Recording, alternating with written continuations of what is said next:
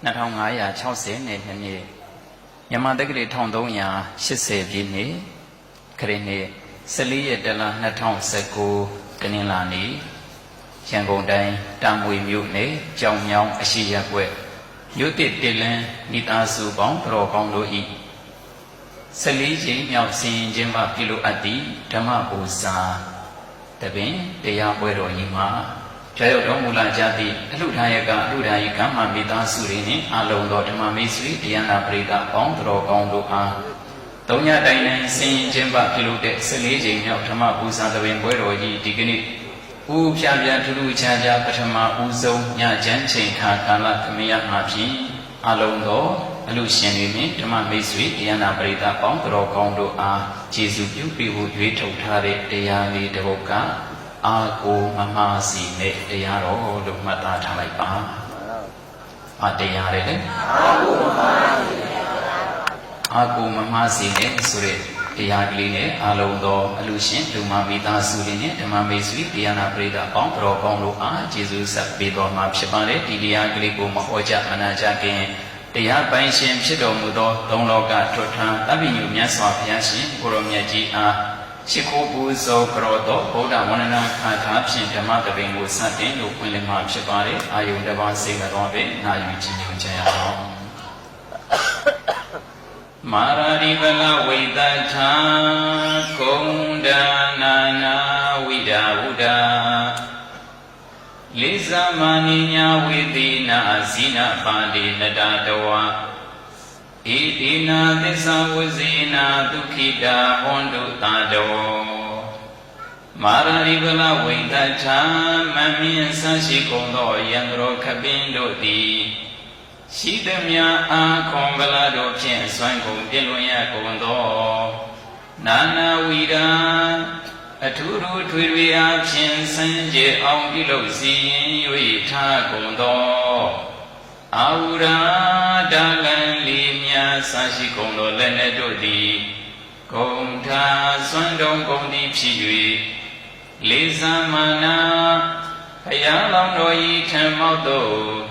ကျမ်းထံသောဒါလံလီမြာလက်နက်ပူသောအသွင်တန်ချမ်းဖြင့်ဝင်ရောက်ရမည်ကိုရှက်ကြောက်ကြကုန်သောကြောင့်အညာဝိတိနာ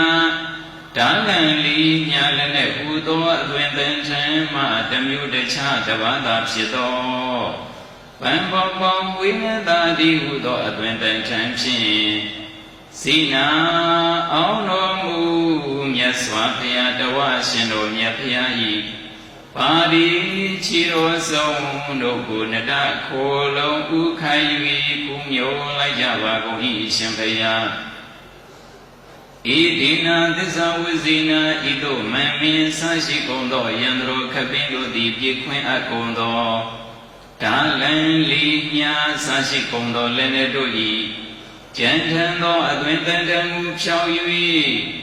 နုညံသိမွေသောပံပေါပေါမွေးနှံသာတိဟူသောအသွင်တန်ထံဖြင့်ဝိညာဉ်ခိုလုံးဘူးမျိုးဥခိုက်ခြင်းဤဟူသောသစ္စာစကားကိုဤယေဤနေအား၌မျက်ဆိုရလေသောကြောင့်သာတော်ဓမ္မပူဇာသဘင်ပွဲဆင်နွယ်ခြင်းပါပြုလုပ်ကြကုန်သော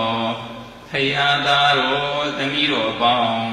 ဆွေတော်မျိုးတော်ပေါင်းတော်ကောင်းတို့သည်ဒုက္ခိတာကိုယ်စိတ်နှဖျားပြီးရန်ကွာ၍ကျမ်းမာချမ်းသာခြင်းရှိကြကုန်သည်ဝန္တာလမ်းဖြခြင်းရှိရကုန်သည်ဟောတုယခုဆိုအပ်တဲ့သစ္စာစကားနှင့်ဘုလိုအပ်တဲ့မေတ္တာဓာတ်အရှိန်ဝါကြောင့်အချိန်မကြာကိုယ်စီကိုယ်ငါပြည့်စုံနိုင်ကြပါစေကုန်သတည်း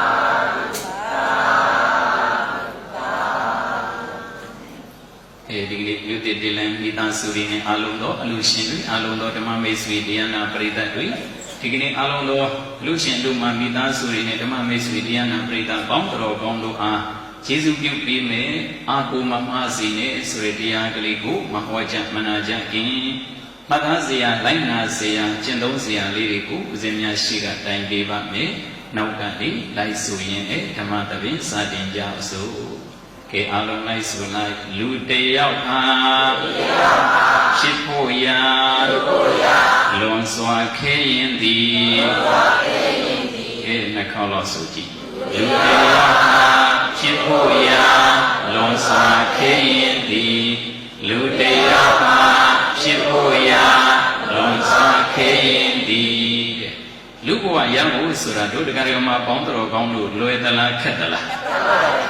အဲ့တော့လူဘဝရဖို့ဆိုတာတဲ့ဘလောက်ကြည့်အောင်ခက်တယ်လေလို့မြင်ရင်မြတ်စွာဘုရားရှင်ကိုရောမြတ်ကြီးကတော့ဖြစ်လူဘဝရဖို့ရခဲရင်ပုံကလေးကိုဥပမာပေးပြီးတော့ခေါ်ကြတော်မူခဲ့တာဘလို့ခေါ်ကြတော်မူခဲ့တယ်ဆိုရင်သမုဒ္ဒရာကြီးထဲမှာလိတ်ကမ်းကြီးတစ်ကောင်ရှိတယ်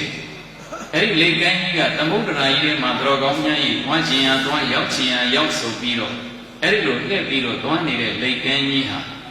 သမုဒ္ဒရာရဲ့မျက်နှာပြင်ပေါ်မှာတစ်ခါပေါ်လာဖို့ရအတွက်နှစ်တရာလောက်စောင့်ရတယ်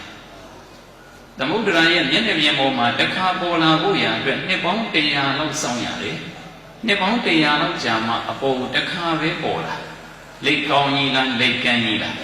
။လိတ်ကန်းကြီးပေါ့။အဲ့ဒီလိတ်ကန်းကြီးကနှစ်ပေါင်း100မှတစ်ခါပဲပေါ်တာ။နောက်ထပ်အဲ့ဒီသမုဒ္ဒရာကြီးထဲမှာဘာရှိသလဲဆိုရင်ထဘိုးတော်ကြီးတစ်ခုရှိတယ်။အပေါက်တစ်ပေါက်မြတ်တာရှိတဲ့ထဘိုးတော်ကြီးတစ်ခုရှိတယ်။အဲဒီထဘိုးတော်ကြီးရဲ့အပေါက်တစ်ပေါက်နဲ့တော်ကောင်းများရဲ့လိတ်ကန်းကြီးရဲ့ခေါင်းနဲ့စွတ်မိဖို့ဆိုတာတော်ကောင်းများရဲ့တိတိကျကျစဉ်းစားကြည့်ရင်လိတ်ကန်းကြီးကလည်းနှစ်ပေါင်း100မှ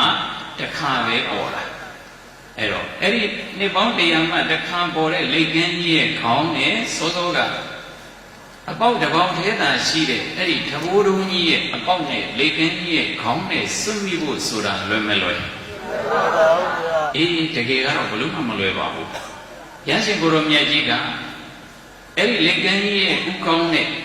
ထဘိုးတော်ကြီးရဲ့အပေါက်နဲ့စွန့်မိဖို့ကလွယ်သေးတယ်ကွာတဲ့သင်္ချစ်သားတို့လူဘဝရဖို့ဆိုတာဒီထက်အများကြီးပိုခက်တယ်စဉ်းစားကြည့်ပေါ့အရှင်ဘုရားလူဦးရေများလိုက်တာဒီကမ္ဘာလောကကြီးမှာမြန်မာနိုင်ငံမှာပဲကြီးကြီးကမ္ဘာမှာပဲကြီးကြီးလူဦးရေများလိုက်တာလို့ပြောရင်ပြော냐တော့လည်းပဲလူဦးရေကိုရည်တွက်လို့မရဘူးလားရပါရဲ့ဗျာရတာပေါ့တော်ကောင်းများကြောင်းမြောင်းမျိုးမှာဆိုရင်လူဦးရေကဘယ်လောက်ရှိတယ်မြန်မာနိုင်ငံလုံးဆိုရင်ဘယ်လောက်ရှိတယ်လူဦးရေကရည်တွက်လို့ရကျန်တဲ့ဒရိစံတွေတိတ်တာတွေအတုရကေဆိုတဲ့ဥယျာဉ်တွေရည်တွက်လို့မရပါဘူးမရနိုင်ဘူးဒရိစံတစ်ခုလေးတောင်မှရည်တွက်ဖို့မလွယ်ဘူးနော်အေးဒါကြောင့်လူဘဝဆိုတာအလုံးအင်မတန်မှမရခဲ့တာလားရခဲ့တာအလုံးအင်မတန်မှရခဲ့တာနောက်တစ်ခုကတို့တက္ကရာကမပေါင်းတော်ကောင်းလို့ခင်းကမြစ်ချင်းမှာရှိနေတဲ့သဲတွေအများကြီးရှိတယ်အဲ့ဒီသဲတွေအများကြီးကိုဘုရားတို့လက်သေးကလေးနဲ့လက်သေးခွန်လေးနဲ့ခေါ်လိုက်အဲ့ဒီလိုခေါ်လိုက်တဲ့အခါမှာလက်သေးခွန်ထဲမှာသဲကလေးတွေပန်းလာတယ်အဲ့ဒီလက်သေးခွန်ပေါ်ကသဲကလေးတွေနဲ့ခင်းကမြစ်ထဲကသဲတွေနဲ့နှိုင်းရှင်ကြည့်ရင်အလုံးအင်မတန်မှမကွာခြားဘူးလားကွာခြားပါအဲ့တော့လူဘဝရတဲ့ပုဂ္ဂိုလ်ဒီကမ္ဘာလောကကြီးမှာလူဘဝရတဲ့ပုဂ္ဂိုလ်တွေဟာဘလောက်များသလဲမေးရင်တော်ကောင်းများကြီးဟောဒီခင်းကမြစ်ထဲကသဲတွေနဲ့နှိုင်းရှင်ကြည့်ရင်လက်သေးခွန်ပေါ်ကသဲညလောက်ပဲရှိတာလူဘဝရတဲ့ပုဂ္ဂိုလ်တွေဟာအလုံးအင်မတန်မှမနေတာလားနေတာလူဘဝရဖို့လွယ်သလားခက်တာခက်တာပေါ့လူဘဝရဖို့ခက်တာပေါ့အဲ့တော့တော်ကောင်းများကြီးလူဘဝပြန်ရဖို့ဆိုတာတော်ကောင်းများအခုလူဘဝရတယ်အဲ့လိုလူဘဝရပြီရညာတော်လည်းပဲဒီဘဝကနေကွယ်လွန်နေစရောက်သွားလို့နောက်ထပ်လူဘဝရမယ်လို့သိကြဖို့ပြောရတာပြောရပါဘူးဗျာဒီတော်ကောင်းများဘယ်ဘုံဘယ်ဘဝရသွားမလဲဆိုတာဘယ်သူမှမပြောနိုင်ဘူးနော်တော်ကောင်းများကအခုလိုမိမိတို့အသက်ရှင်နေတဲ့ဘဝမှာလည်းပဲကိုယ်စွမ်းနိုင်တဲ့ကုသိုလ်ကောင်းမှုတွေကိုကြိုးစားပြီးတော့ပြုလုပ်ရမယ်တရားလုံးဒီကြိုးစားပြီးတော့အားထုတ်ရမယ်အဲ့ဒီလိုတွေတော်ကောင်းများကကြိုးစားပြီးတော့ဒါနသီလဘာဝနာတွေကိုအားထုတ်ထားမှနေတဲ့အခါမှာကောင်းကောင်းမွန်မွန်နေထားမှတေဂန်ဒီကြတော့လေကောင်းတဲ့စိတ်တွေလာမှာအဲ့ဒီလိုတေဂန်ဒီမှာကောင်းတဲ့စိတ်ကလေးတွေဖြစ်မှသာလျှင်ကောင်းတဲ့ဘဝကောင်းတဲ့ဌာနကိုရောက်မှာအဲ့တော့တော်ကောင်းများတရားလုံးတွေအားထုတ်လို့ဖြစ်ဖြစ်မြင်မို့ဆုံးအောင်ရှုမှတ်နိုင်တဲ့ယောဂီသူတော်စင်တွေအတွက်ထူးဆန်းမဟုတ်တော့လည်းပဲမိမိတို့ဒါနသီလလောက်ကြိုးစားအားထုတ်နေကြတဲ့သူတော်စင်များအတွက်ကြတော့ကုသိုလ်ကောင်းမှုတွေကိုသူတော်ကောင်းများကအမြဲထာဝရစွမ်းနိုင်တဲ့လောက်ပြုလုပ်နေတဲ့အခါမှာမိမိဘဝတစ်လျှောက်လုံးနဲ့ကုသိုလ်ကိုအားကိုးပြီးတော့ကြိုးစားလာခဲ့တာအဲ့ဒီလိုကြိုးစားလာခဲ့တဲ့ခါကျတော့တေဂန်ကြီးကြတော့လေကိုယ်ကုသိုလ်ကောင်းမှုလေးတွေကိုပြန်ပြီးတော့သတိရတာပေါ့ ကောင်းတာကိုတရိယာအဲ့လိုကောင်းတာကိုတရိယာတဲ့စိတ်ကလေးနဲ့ဝိညာဉ်ချုပ်သွားရင်ကောင်းတဲ့ဘဝကုသိုလ်ကောင်းမှုကနေလို့ဒီကံဒီကာလမှာကုသိုလ်ကောင်းမှုတွေကအားနည်းနေလို့ဒီကံဒီကာလမှာကုသိုလ်ကောင်းမှုကိုတရိမရနိုင်ဘူးအကုသိုလ်တွေများသွားတရိယာလိုက်ရင်ကံဆိုးပြီမကောင်းတဲ့စိတ်နဲ့ဝိညာဉ်ချုပ်ရင်တော့ကြွမကောင်းတဲ့ဘဝသာကိုတရိယာသမီးကိုတရိယာစနီးခင်မွန်းတွေတရိယာအဲ့တော့သားတရိယာလားအပြစ်လားဆိုတော့တော်ကောင်းမြတ်ကြီးတေချာစဉ်းစားကြည့်လိုက်တော့သားတွေသမီးတွေဇနီးခင်မွန်းတွေကိုတရိယာတယ်ဆိုတာတကယ်ပြန်စဉ်းစားကြည့်ရင်တန်ရောစင်ပေါ့ပါတယ်လေတန်ရောစင်ပါဗျာတန်ရောစင်ဆိုတာတော်ကောင်းမြတ်ကြီး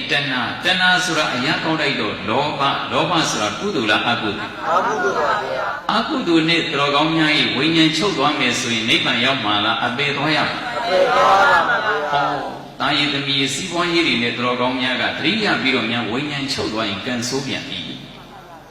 ဒါကြောင့်တော်ကောင်းများကအဲ့ဒီလိုကံမဆိုးရလေအောင်ဒီကနေ့လူသစ်တင်လန်းမိသားစုတွေကနေပြီးတော့ဒါမိမိတို့လမ်းသူလမ်းသားတွေရက်ွက်သူရက်ွက်သားတွေပေါင်းစုပြီးတော့အလှအားလုံးတို့တွင်အမြင့်ဆုံးအမြတ်ဆုံးဖြစ်တဲ့ဓမ္မဒါနတရားအလှကြီးကိုပေးလူခွင့်ရတာဝမ်းသာရမှာလားဝမ်းသာရမှာဝမ်းသာပါဗျာတရားတော်ဝဲလုံးရဲ့စိတ်ထဲမှာအခုချိန်ခါတော်ကောင်းများရဲ့မိမိရဲ့စိတ်ကလေးမကြည်နေတာလားကြည်နေတာကြည်လင်းနေတာမိမိရဲ့စိတ်ကလေးအေးချမ်းနေတာအဲ့တော့အခုလိုအေးချမ်းပြီးတော့နေအောင်ကုသိုလ်စိတ်ကလေးဖြစ်နေအောင်နဲ့အမြဲတမ်းကြိုးစားရမှာဓမ္မရေချောင်းစည်းမောင်းတီးပြီးတော့တူရမယ်လို့မဆိုလိုပါဘူးမိမိရဲ့စိတ်ကလေးငြိမ်းချမ်းအောင်နေတတ်ဖို့အရေးကြီးပါတယ်အဲ့တော့မိမိရဲ့စိတ်ကလေးငြိမ်းချမ်းအောင်နေတတ်ဖို့ရအတွက်အခုဒါမြို့သစ်တင်လန်းမိသားစုတွေကပေါင်းစုပြီးတော့ပြုလုပ်တဲ့ဒါဓမ္မဒါနတရားအလှပွဲကြီးမှာမိမိတို့တရားဒေသနာတွေတည်တည်ချာချာနာယူကြတယ်ကြီးညိုကြတယ်အဲ့ဒီလိုနာယူကြီးညိုပြီးတော့မိမိတို့ကတည်တည်ချာချာမှတ်သားထားပြီးတော့အဲ့ဒီအတိုင်းလိုက်နာကျင့်သုံးကြရင်နဲ့မိမိရဲ့စိတ်ကလေးကအမြဲတမ်းမအေးချမ်းမှလားအေးချမ်းပါအေးချမ်းပါပါဗျာအကုသိုလ်စိတ်တွေဖြစ်နေမှလားကုသိုလ်စိတ်တွေဖြစ်နေအနည်းဆုံးတော့ကုသိုလ်စိတ်တွေဖြစ်နေကုသိုလ်စိတ်တွေဖြစ်နေတာကောင်းတဲ့စိတ်တွေဖြစ်နေတာကောင်းတဲ့စိတ်တွေဖြစ်နေရင်အဲ့ဒါကောင်းတဲ့ပုဂ္ဂိုလ်ပဲပေါ့မကောင်းတဲ့စိတ်တွေသာဖြစ်နေမယ်ဆိုရင်မကောင်းတဲ့ပုဂ္ဂိုလ်ပဲဟဲငါစိတ်မကောင်းလိုက်တာဟဲသွားမလုံးနဲ့စိတ်မကောင်းလိုက်တာဟဲဆိုကြတဲ့ကတော်ကောင်းများကြီးအဲ့ဒါစိတ်မကောင်းတာဒီကုသိုလ်လားအကုသိုလ်လားစိတ်မကောင်းလိုက်တာဟဲဆိုတာကတိချာပြန်စဉ်းစားကြည့်စိတ်မကောင်းတာဒီမကြင်မနဲ့ခံစားနေတာအဲ့ဒါအရာကောက်ရင်ဒေါသဆိုတော့ကုသိုလ်လားအကုသိုလ်ငါစိတ်မကောင်းလိုက်တာဟဲဆိုတာမိမိရဲ့စိတ်မှာအကုသိုလ်စိတ်ဖြစ်နေတာမကောင်းတဲ့စိတ်ဖြစ်နေတာမကောင်းတဲ့စိတ်ဖြစ်နေတဲ့ပုဂ္ဂိုလ်ဟာကောင်းတဲ့ပုဂ္ဂိုလ်လားမကောင်းတဲ့ပုဂ္ဂိုလ်ဒါရှင်းလေးပဲဒါကြောင့်တော်ကောင်းများကအခုလိုတရားတွေနားတဲ့အခါမှာအိုးဒါမကောင်းတဲ့စိတ်ပဲဒါကောင်းတဲ့စိတ်ပဲလို့ခွဲခြားနားလည်ပြီးတော့မကောင်းတဲ့စိတ်တွေမဖြစ်ရလေအောင်ကောင်းတဲ့စိတ်တွေဖြစ်ရလေအောင်တော်ကောင်းများကကြိုးစားပြီးတော့နေတတ်အောင်နေရမှာအဲဒီလိုနေတတ်မှသာလေအသေးလဲမြတ်မှာအဲ့လိုမှမဟုတ်ဘဲနဲ့တော်ကောင်းများကအကုသိုလ်စိတ်ကြီးနဲ့သေသွားရင်တော့အဲ့ဒါကံဆိုးပြီလို့သာမှတ်ပြီးတော့အေးဒါကြောင့်အာမေပြောတချို့သောပုဂ္ဂိုလ်တွေကတေကံဤကာလလေးအရေးကြီးတယ်တေကံဤမှာကောင်းတဲ့စိတ်ကလေးနဲ့တည်နိုင်ဖို့အရေးကြီးတယ်ကောင်းတဲ့စိတ်ကလေးနဲ့တည်တတ်ဖို့အရေးကြီးတယ်ဆိုတော့တချို့ကမေးခွန်းထုတ်တယ်ရှင်ဗျာတေကံဤကအရေးကြီးတယ်လို့ပြောတယ်တပည့်တော်ဘဝတစ်လျှောက်လုံးမကောင်းတာတွေပဲလုပ်တာတဲ့တေကံဤကျတော့ကောင်းတဲ့စိတ်ကလေးဖြစ်မယ်ဆိုရင်တော့အရှင်ဗျာတဲ့တပည့်တော်ကောင်းတဲ့ဘဝရမှာလားဗျာတချို့ကမေးတာနော်တဘောအလုံးသူကဘာတွေလုပ်မကောင်းမှုတွေလုပ်တဘောအလုံးမကောင်းမှုတွေလုပ်နေတာတေကံဤကြတော့တဲ့ကောင်းတဲ့စိတ်ကလေးဖြစ်ဖို့အရေးကြီးတယ်ဆိုတော့တေကံဤကိုသူစိတ်ကောင်းကြီးထားနိုင်အောင်သူကြိုးစားမယ်အဲ့ဒီလိုမြန်ထားနိုင်ခဲ့ရင်တပည့်တော်ဘဝကောင်းမလားဗျာဘဝတစ်လျှောက်လုံးမကောင်းမှုတွေကိုပြုတ်ပြီးတော့မှတေကံဤစိတ်ကလေးကောင်းသွားမယ်ဆိုရင်တဲ့တော်ကောင်းများရဲ့သူဟာကောင်းတဲ့ဘဝကောင်းတဲ့ဘုံဌာနတွေရောက်မလားတဲ့ဒါသူ့မိကွန်းလေးကတော်ကောင်းများရဲ့ဒါစိတ်ဝင်စားစရာကောင်းတဲ့မိကွန်းလေးပေါ့ဒါပေမဲ့လို့တခုစဉ်းစားရမှာကဘဝတစ်လျှောက်လုံးမကောင်းမှုတွေကိုပြုထားတဲ့ပုဂ္ဂိုလ်ကတေကံဤမှာဘယ်နည်းနဲ့မှမကောင်းနိုင်ဘဝတစ်လျှောက်လုံးမကောင်းတာတွေကိုပြုနေတဲ့အတွက်ကြောင့်သူ့စိတ်ဟာမကောင်းမှုတွေနဲ့မွေးလျော်နေပြီတေကံဤကြမှာကောင်းဖို့ဆိုတာတော်ကောင်းများကြီးတော်တော်မလွယ်ပါဘူးဒီဒါကြောင့်တေကံဤကောင်းမှုတွေအခုအလေးချင်းနေလုပ်နေကြတာဒီကနေ့တရားတော်ပွဲလုံးအခုရက်ွက်ထဲမှာမိမိတို့ရဲ့လမ်းထဲမှာဓမ္မပူဇာတပင်ပွဲဆင်နွှဲခြင်းပါပြုလုပ်မယ်ဆိုတော့အခုဆင်ရင်ခြင်းပါပြုလုပ်တာ14ချိန်မြောက်ရှိတယ်အဲ့ဒီလို14ချိန်မြောက်တိုင်အောင်မိမိတို့ဒီတရားပွဲဆင်လာမပြည့်ဖြစ်နေအောင်ဆိုတာက လွယ်လွယ်လေးနေရတာလားမရပါဘူးဆရာတော်တန်ဃာတော်ရှင်မြတ်တွေကိုအခက်ခဲတွေနဲ့တခါလေကြိုးစားပြီးတော့ပေးရှောင်းရတယ်ခွင့်ပြုချက်တွေပါမစ်တွေရအောင်ကြိုးစားရတယ်အဲ့တော့အလူရှင်တွေပိုးပေါအောင်လည်းကြိုးစားရတယ်ကြွရောက်လာကြတဲ့ဓမ္မမိတ်ဆွေတရားနာပရိသတ်တွေစိတ်ချမ်းသာကိုယ်ချမ်းသာနဲ့တရားနာနိုင်အောင်ကြိုးစားရတယ်စသည်ဖြင့်အဖက်ဖက်ကနေပြီးတော့ပံ့ပိုးထားကြလို့ဝိုင်းဝန်းကြိုးစားကြလို့ဒါလည်းဒီတိုင်းတာကြီးရောက်လာကြတာတကယ်လို့တရားဝဲဖြစ်ဖို့ဆိုတာလွယ်သလားမလွယ်ဘူးတရားဝဲဖြစ်ဖို့မလွယ်ဘူးဆိုရင်တရားသာမနာရရင်ဒီလူတွေဟာဘယ်နည်းနဲ့မှကောင်းဖို့မလွယ်ဘူးတရားနာနေတာတောင်မှတော်ကောင်းမြိုက်မကောင်းရင်လို့ရှိတာတရားနာနေတာတောင်မိုက်ချင်လို့ရှိတယ်တရားသာမနာရင်ဒီလူတွေဘယ်တော့မှမိုက်မလဲစဉ်းစားကြည့်နော်အေးဒါကြောင့်အခုမြန်မာနိုင်ငံမှာဆိုတရားဝဲတွေကမများတာလားများတာများလုံးလို့တောင်ခက်နေသေးတယ်နော်အဲ့တော့တရားပွဲတွေကလည်းများတာတော်ကောင်းများတရားပွဲတွေကများလေလူတွေကလည်းမိုက်တဲ့ပုံကိုယ်တွေမသိတဲ့ပုံကိုယ်တွေကများလေများဖြစ်နေတာမသိဘူးနော်တကယ်ကတော့ပြန်စဉ်းစားကြည့်လိုက်တော့ဒီတရားပွဲတွေဒီလောက်များနေတာဟာတကယ်ကတော့မိုက်เสียအကြောင်းမရှိဘူးဒါပေမဲ့လို့တော်ကောင်းများမသိတဲ့ပုံကိုယ်တွေမလိမ္မာတဲ့ပုံကိုယ်တွေမိုက်နေတဲ့ပုံကိုယ်တွေကလည်းတဖြည်းဖြည်းနဲ့များတဲ့များလာတာခေတ်ကာလရဲ့သဘောလူတွေရဲ့ကိလေသာပေါ့တပြေးခေတ်ကာလကဆုပ်ယုပ်လာတယ်ဆုပ်ယုပ်လာတဲ့အခါမှာလူတွေရဲ့ကိလေသာတွေကများလာတယ်ကိလေသာတွေများလာလေတော်ကောင်းများပို့ပြီးတော့မိုက်နေပြီပဲလူမိုက်နဲ့လူကမိုက်တာလားကိလေသာမိုက်ကိလေသာကမိုက်တာနော်အဲ့တော့တော်ကောင်းများဥစဉ်များရဲ့ယဉ်တဲ့နှလုံးထဲမှာကိလေသာရှိရင်လူလိမ္မာလားလူမိုက်ဒါဆိုရင်တရားတော်ကလူလိမ္မာတွေလားလူမိုက်တွေဟုတ်ရဲ့လူလိမ္မာတော်မလွယ်တဲ့မျိုးစစ်တွေလည်းနော်ဒီကိလေသာတွေရှိနေတော့မိုက်နေဦးမှာပဲအဲ့တော့ကိလေသာရှိတိုင်းတော့မမိုက်ဘူးပေါ့ကိလေသာတွေရှိနေတော့မိုက်နိုင်တာပေါ့နော်ဒါကြောင့်မိမိကိုယ်ကိုလူမိုက်မဖြစ်ရလေအောင်အတတ်နိုင်ဆုံးအကုသိုလ်ကိလေသာတွေနဲ့နေရမှာလားကုသိုလ်တွေနဲ့နေရမှာကုသိုလ်တွေနဲ့နေနိုင်ဖို့ရအတွက်လူဘဝရဖို့လိုအပ်တယ်အဲ့ဒီလူဘဝရဖို့ဆိုတော့အလုံးအမတန်မှခဲရင်တယ်ဒါကြောင့်လူတယောက်ဟာဖြစ်ဖို့ရလွန်စွာခဲရင်သည်ကဲလိုက်ဆိုကြည်ခဲရင်လှစွာလူဆိုတာဖြစ်ခံနေကြပြီကဲနှစ်ခေါက်ခဲရင်လှစွာလူဆိုတာဖြစ်ခံနေကြပြီခဲရင်လှစွာလူဆိုတာဖြစ်ခံနေကြပြီကဲရခဲ့တဲ့လူဘဝကြီးအခုမရကြလားရကြဟောအလွန်ဝမ်းသာစရာကောင်းတာပေါ့အဲတော့အလွန်ရင်မတန်မှရခဲ့တဲ့လူဘဝကြီးကိုတို့ရနေပြီလူဘဝရတဲ့အခါမှာလူဘဝရာကျိုးနှက်ဖို့လိုအပ်တယ်အဲတော့တော်ကောင်းများ30ဘုံမှာလူဘုံဟာအမြင့်ဆုံးအမြတ်ဆုံးပဲအမြင့်ဆုံးအမြတ်ဆုံးဖြစ်တဲ့လူဘုံမှာတော်ကောင်းများကလူနာဖြစ်ပင်ဖြစ်များတော်လည်းပဲအဲ့ဒီအမြင့်ဆုံးအမြတ်ဆုံးဖြစ်တဲ့တရားလူတရားမြတ်တွေမိမိရဲ့ယဉ်တဲ့နှလုံးထဲကိမ့်မှသာလျင်လူပိတမယ်မိမိယဉ်တဲ့တရားမရှိရင်တော့လူပိတတယ်လို့ပြောလို့မရဘူးရဲ့အတတ်နိုင်ဆုံးလူဖြစ်ပင်ဖြစ်냐တော်လဲလူပိတတဲ့ပုဂ္ဂိုလ်တွေရှိတယ်လူမပိတတဲ့ပုဂ္ဂိုလ်တွေရှိတယ်ဒါနပြုမယ်သီလဆောင်ထိန်မယ်ဘာဝနာတွေပွားမယ်ကိုအပြစ်မဖြစ်အောင်နေမယ်ဆိုရင်လူဘဝလူဖြစ်ရရုံနဲ့တာပေါ့အဲ့လိုမှမဟုတ်ဘဲနဲ့လူဘဝတော့ရတာပဲဒုစရိုက်မှန်တယ်များအကုန်လုံးကျူးလွန်ဘာကုသိုလ်မှမပြုဘူးတော်ကောင်းများကြီးမကောင်းမှုမှန်တယ်များအကုန်လုံးနေရင်တော့လူဘဝရအကျိုးနဲ့တယ်လို့ပြောလို့မရဘူးဗျဒါကြောင့်တော်ကောင်းများဟာအားပဲပြောအလွန်အမတန်မှရခဲ့တဲ့လူဘဝကြီးအဲ့ဒီလူဘဝကြီးကိုရနေကြပြီတို့တွေဟာအလွန်အမတန်မှကံကောင်းတဲ့ပုဂ္ဂိုလ်တွေပဲလို့ဒီလိုကောက်ချက်ချမယ်နော်အေးအဲ့တော့လူဘဝရပြီရ냐တော်လည်းပဲအသက်ရှည်ဖို့ဆိုတာဟိုပြီးတော့ခဲရင်တယ်လူဘဝရကြတယ်ဒါပေမဲ့လူဘဝရတဲ့ပုဂ္ဂိုလ်တိုင်းဟာအသက်ရှည်ရဲ့လားအသက်မရှည်ပါဘူးအသက်ရှည်တဲ့ပုဂ္ဂိုလ်တွေရှိသလိုအသက်မရှည်တဲ့ပုဂ္ဂိုလ်တွေရှိတယ်တချို့အသက်ရှည်ပြန်တော့လေသက်ဆိုးရှည်တွေကအများကြီးပဲယောဂဝေဒနာတွေနဲ့ဖြီးစီနှိမ့်ဆက်ပြီးတော့အသက်ရှည်နေတာတော်ကောင်းမြတ်ရဲ့သက်ကောင်းရှည်လားသက်ဆိုးရှည်ဟိုဒုစရိုက်တွေနဲ့ပျော်မွေ့ပြီးတော့အသက်ရှည်နေတာသက်ကောင်းရှည်လားသက်ဆိုးရှည်အသက်ဆိုးရှည်တယ်အသက်ရှည်ရင်ရှည်냐တော့လေတော်ကောင်းမြတ်ဦးဇင်းများကသက်ဆိုးရှည်မဖြစ်ဖို့အရေးကြီးတယ်သက်ကောင်းရှည်ဖြစ်ဖို့လိုအပ်တယ်ဟောကိုစွမ်းနိုင်တဲ့မြတ်ဒါနသီလဘာဝနာတွေမပြုတ်နိုင်ရင်တော့မှကိုယ့်ကိုယ်အကုသိုလ်မဖြစ်အောင်နေတတ်ရင်သက်ကောင်းရှည်ပဲပေါ့ဒါနတွေလည်းပြုတယ်သီလတွေလည်းစောင့်ထိန်တယ်ဘာဝနာတွေလည်းပွားတယ်ဆိုရင်တော့ပြောဖို့မလိုပါဘူး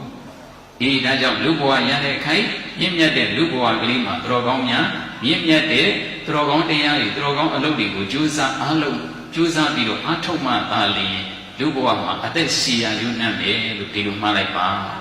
ကဲလိုက်ဆိုကြည့်လူတယောက်ဟာရှင်ဖို့ရာလွန်စွာခဲရင်သည်ကဲနှခေါင်းလွန်စွာခဲရင်သည်လူတယောက်ဟာရှင်ဖို့ရာလွန်စွာခဲရင်သည်တဲ့လူဘဝရတယ်ဆိုရင်အသက်ရှင်ဖို့အသက်ရှည်ဖို့ဆိုတာအလုံးအမတန်မှခဲရင်တာအဲ့တော့တော်ကောင်းများဦးဇင်းများဟာအလုံးအမတန်မှခဲရင်တဲ့လူဘဝကြီးကိုအခုအသက်ရှင်ခွင့်ရပြီတဲ့အလုံးအမတန်မှကံကောင်းကြတဲ့ပုဂ္ဂိုလ်တွေအဲ့တော့ခဲလိုက်ဆိုကြည့်ရှည်ခဲလှစွာသက်ဆိုတာရှင်ကနေရပြီရှင်ခဲလှစွာသက်ဆိုတာရှင်ကနေရပြီဟောတော်ကောင်းများ၏အသက်ရှင်ရခဲတဲ့လူဘဝကြီးကိုရပြီးတော့အခုအသက်ရှင်ခွင့်ရနေပြီအလုံးအမတန်မှကံကောင်းတယ်လို့ကိုဝမ်းမသာရမလားဝမ်းသာရကဲလိုက်ဆိုကြည့်တရားဒေသနာနာဖို့ရာလွန်စွာခဲရင်သည်ကဲနဲ့ကောက်ဆိုကြည့်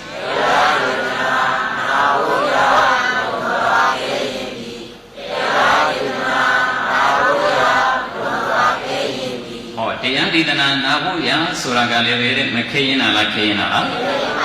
ခဲရင်ပါလေတဲ့တော်ကောင်းတရားတွေနာဖို့ရာဆိုတာအလုံးအင်မတန်မှခဲရင်ပါလေ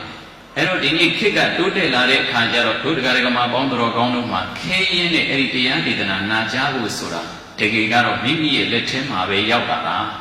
မိမိရဲ့လက်ထဲမှာပဲတရားနာလို့ရပြီရညာတော်လည်းပဲနာရှင်မှနာဖြစ်တာ哦နာဖို့ရာခဲရင်တယ်လို့ဒီလိုမှတ်ရမှာနော်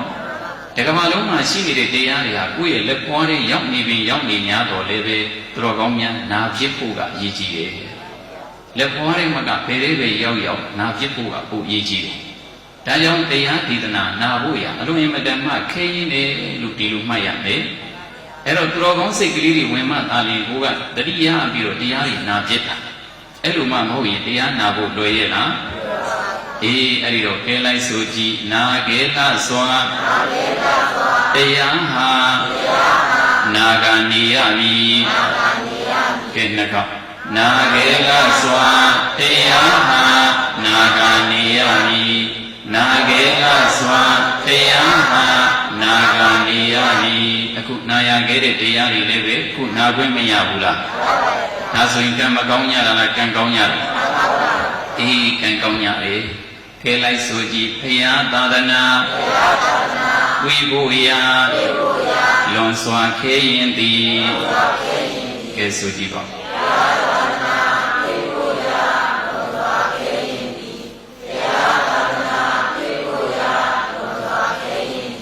တရားသာသနာနဲ့တွေ့ဖို့ကြုံဖို့ဆိုတာလည်းပဲအလွန်အင်မတန်မှခဲရင်တယ်သူတော်ကောင်းများဦးဇင်းများကကံကောင်းလို့ဒီသာသနာကြီးနဲ့ကြုံခွင့်ရပြီးတော့ဒီသာသနာပြုလုပ်ငန်းတွေကိုဆောင်ရွက်ခွင့်ရတာအလွန်ကံကောင်းကြလို့တချို့သောပုဂ္ဂိုလ်တွေဟာသာသနာနဲ့ဘုရားသာသနာနဲ့ကြုံရင်ကြုံရများတော့လည်းပဲဘုရားသာသနာနဲ့ကြုံလိုက်ဘုရားပွင့်လိုက်ကိုကငရေကြီးရောက်နေလိုက်ဘုရားပွင့်လိုက်ကိုကတရိษံကြီးဖြစ်နေလိုက်ဘုရားပွင့်လိုက်ကိုကပြိတ္တာကြီးဖြစ်နေလိုက်ဖျားပွင့်လိုက်ကိုကမိစ္ဆာဒိဋ္ဌိဖြစ်နေလိုက်အလွန်ကံဆိုတာသူတော်ကောင်းများဦးဇင်းများကြတာအခုဖျားပွင့်တဲ့ခေတ်ကာလကြီးမှာဖျားသာသနာနဲ့ကြုံတဲ့အချိန်ခါမှာသူတော်ကောင်းများဟာအခုတကယ်ကိုအထက်တန်းကျမျက်နှာပန်းလာတဲ့လူဘဝရနေပါလားလို့ဝမ်းမသာရမလားဝမ်းသာရအဲ့ဒီတော့ကဲလိုက်ဆိုကြည့်တွေ့ကဲလှစွာသာသနာတွေ့ကနေကြပြီတွေ့ကြလားစွာအာသနာတွေ့ကနေကြပြီတွေ့ကြလားစွာအာသနာတွေ့ကနေကြပြီတဲ့အလုံးရမတမကံကောင်းများသည့်ဒကာဒကမပေါင်းတော်ကောင်းတို့အလုံးတွေ့ကြလာတဲ့ဘုရားသာသနာကြီးနဲ့လည်းပဲအခုတွေ့နေရပြီကြုံနေရပြီဆိုတော့တော်ကောင်းများဦးဇင်းများဟာပါရမီရှင်နေလို့ပြောရမှာပေါ့ပါရှင်နေတဲ့ပါရမီရှင်နေဗျဘုရားသာသနာနဲ့တွေ့ပြရစီဆိုပြီးတော့ဆုတောင်းပြီးပါရမီဖြည့်ခဲ့တာအခုပြည့်နေပြီလူဘဝရံပြရစီဆိုပြီးတော့ဖြည့်စည်းခဲ့တဲ့ပါရမီတွေအခုပြည့်နေပြီအသက်ရှင်ပြရစီ တရားနာပါရစေဆိုပြီးတော့တော်ကောင်းများဦးဇင်းများဖြည့်ဆည်းခဲ့တဲ့ပါရမီတွေဟာဒီကနေ့ပြည့်နေလို့ဒီနေရာဒီဌာနရောက်လာကြတာပေါ့အဲ့ဒီလိုပါရမီပြည့်တဲ့ပုဂ္ဂိုလ်တွေဟာပါရမီပြည့်ုံလေးနဲ့လုံလောက်သလားဆိုတော့မလုံလောက်သေးပါဘူးပါရမီပြည့်ုံလေးနဲ့မလုံလောက်ဘူးဘာဖြစ်လို့အဲ့ဒီလိုပြောတယ်လဲဆိုရင်ရရှင်ကိုရောမြတ်ကြီးလက်ထက်တော်အခါတော်ကမဟာရဏတတိသားဇနီးမောင်နှံနှစ်ဦးကြည့်လိုက်ပေါ့မဟာရဏတတိသားဇနီးမောင်နှံနှစ်ဦးကြတော့ပါရမီတွေဘလောက်ပြည့်တယ်လဲဆိုရင်တတိကြီးကပထမအရွယ်ကလေးကသာလောကီကိစ္စမှန်သမျှတိုးပွားအောင်ကြိုးစားရင်ရာဇဂုံမြို့မှာပထမတန်းစားတတိတွေဖြစ်မှာဒုတိယရွယ်ရောက်မှကြိုးစားရင်ဒုတိယတန်းစားတတိတတိယအရွယ်ရောက်မှကြိုးစားရင်တတိယတန်းစားတတိတွေဖြစ်မှာလောကုတ္တရာဘက်ကတော်ကောင်းများ၏တရားအလုပ်တွေများကြိုးစားအားထုတ်နေဆိုရင်ပထမအရွယ်ကလေးကအားထုတ်ရင်တဲ့တတိကြီးကယဟန္တာဖြစ်မှာတတိကရောမာကြီးကအနာဂံဖြစ်မှာဒုတိယအရွယ်ရောက်မှမြန်တရားအလုပ်တွေအားထုတ်နေဆိုရင်တတိကြီးကအနာဂံတတိကရောကတဂရဂံတတိယအရွယ်ရောက်မှအားထုတ်ရင်တောင်မှတဲ့တတိကြီးကတဂရဂံတတိကရောကသောတာပန်ပါရမီတွေအဲ့လောက်ထူတာဒါပေမဲ့လို့အဲ့ဒီလောက်ထူးတဲ့ပါရမီရှင်ကုသိုလ်ကြီးကဘုရားကြောင်းပြီးသွားပြီးတော့ခွက်လက်ဆိုရင်ဘာလို့ရပါရမီရှင်တောင်စာကြီးပေါ့ပါရမီလောက်နဲ့ဘာမှလုပ်မရဘူးပါရမီရှိရင်ရှိ냐တော့လည်းပဲအဲ့ဒီမိမိတို့မှာပြည့်နေတဲ့ပါရမီတွေအတိုင်းဒီတဲ့ဘက်ကတစ်ဆင့်နဲ့တစ်ဆင့်မြင့်တဲ့မြင့်ဖို့ကမိမိတို့ကိုယ်တိုင်ကြိုးစားမှရမှာပါရမီရှိုံလေးနဲ့မလုံလောက်ဘူးအေးဒါကြောင့်မြို့သစ်တလန်မိသားစုတွေနဲ့အလုံးတော်ဓမ္မမေဆွေတရားနာပရိသတ်တွေဟာပါရမီမရှိတာလားရှိပါရမီရှိလို့ဒီနေရာရောက်လာကြတာပါရမီရှင်ပုဂ္ဂိုလ်တွေအဲ့ဒီပါရမီရှင်ပုဂ္ဂိုလ်တွေမှာပါရမီရှိပြီးသားဖြစ်နေသည့်အတွက်ကြောင့်အာကိုမမားစေဖို့ကအလွန်အရေးကြီးတယ်ဘာမမားစေဖို့အာကိုမမားစေဖို့ကအရေးကြီးတယ်အဲ့လိုအာကိုမမားစေဖို့ရအတွက်မြတ်စွာဘုရားရှင်ကိုရောမြတ်ကြီးဟောကြားဆုံးမထားတဲ့အဆုံးအမတွေကနေပြီးတော့ဒီကနေ့ဦးဇင်းများဉာဏ်မီသမျှထုံလို့ပြီးတော့ကျေးဇူးပြုပေးသွားမှာပေါ့ရရှင်ကိုရောမြတ်ကြီးဟောကြားတော်မူခဲ့တဲ့တရားတွေပြင်းပြီးတော့စင်ကြင်သုံးသပ်ကြည့်မယ်ဆိုရင်ဒါသီလသမာဓိပညာလို့ခေါ်တဲ့သိက္ခာဘယ်နှပါးလဲသုံးပါးပဲရှိတာသီလရဲ့သမာဓိရဲ့ပညာရဲ့ဆိုပြီးတော့သိက္ခာသုံးပါးပေါ့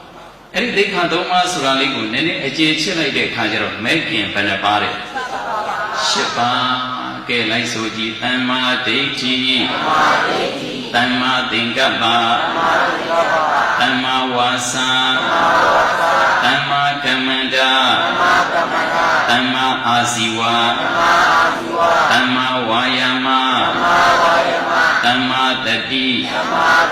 သမ္မာသမာဓိမဲ့ခင်ဘယ်နှပါလဲအဲ့ဒီ၈ပါးလေးမှာသမ္မာဒိဋ္ဌိအမှန်အတိုင်းတော်ကောင်းများ၏အမှန်အတိုင်းမြင်လိုက်တာပေါ့အမှန်အတိုင်းမြင်လိုက်တာအမှန်တိုင်းနားလည်လိုက်တာ right understanding အမှန်တိုင်းနားလည်လိုက်တာကိုသမ္မာဒိဋ္ဌိလို့ခေါ်တယ်မိမိတို့ကရထားတဲ့ဘဝမှာအမြင်ကလေးမှန်ဖို့ကအလုံးအင်မတန်မှအရေးကြီးတယ်အဲ့ဒီလိုအမြင်ကလေးမှန်သွားရင်နားလည်မှုကလေးမှန်သွားရင် right understanding မိမိမှာ right understanding ရှိသွားပြီဆိုလို့ရှိရင်ဘုဘကသမ္မာသင်္ကပ္ပ right thought အတွေးခေါ်တွေအယူဆတွေလည်းမှန်သွားပြီနားလည်မှုကမှန်မှအတွေးခေါ်တွေကလည်းမှန်မှာနားလည်မှုမှန်တယ်ဆိုတာအမြင်မှန်တယ်လို့ခေါ်တာပေါ့အမြင်မှန်မှဘာမှန်မလဲအတွေးမှန်တယ် right thought အတွေးတွေမှန်တယ်အမြင်ကမှန်နေမှအတွေးကလည်းမှန်တယ်အတွေးမှန်မှအပြောကလည်းမှန်တာ right speech အတွေးတွေမှန်မှတော်ကောင်းများအပြောကမှန်ပါအဲ့ဒီလိုအပြောမှန်ပြီဆိုလို့ရှိရင်တော့အပြောမှန်ရင်အလုပ်တွေလည်းမှန်သွားနိုင်တာပေါ့အလုပ်တွေမှန်မယ်အပြောမှန်တယ်အလုပ်မှန်တယ်ဆိုတာဒါတွေကဆက်ဆက်နေတာပေါ့အေးအဲ့တော့အလုပ်မှန်တယ်ဆိုရင် right action မိမိတို့ရဲ့ဆောင်ရွက်မှုပြုလုပ်မှုတွေကိုမှန်ကန်အောင်မိမိတို့ကကြိုးစားနိုင်တယ်ဆိုရင်ဒါအမှန်တိုင်းပြုလုပ်တယ်အမှန်တိုင်းကြိုးစားအားထုတ်တယ်အမှန်တိုင်းပြုလုပ်တယ်ပေါ့အမှန်တိုင်းပြုလုပ်တယ်ဆိုရင်ဒါမိမိတို့မှာ right action အမှန်တိုင်းပြုလုပ်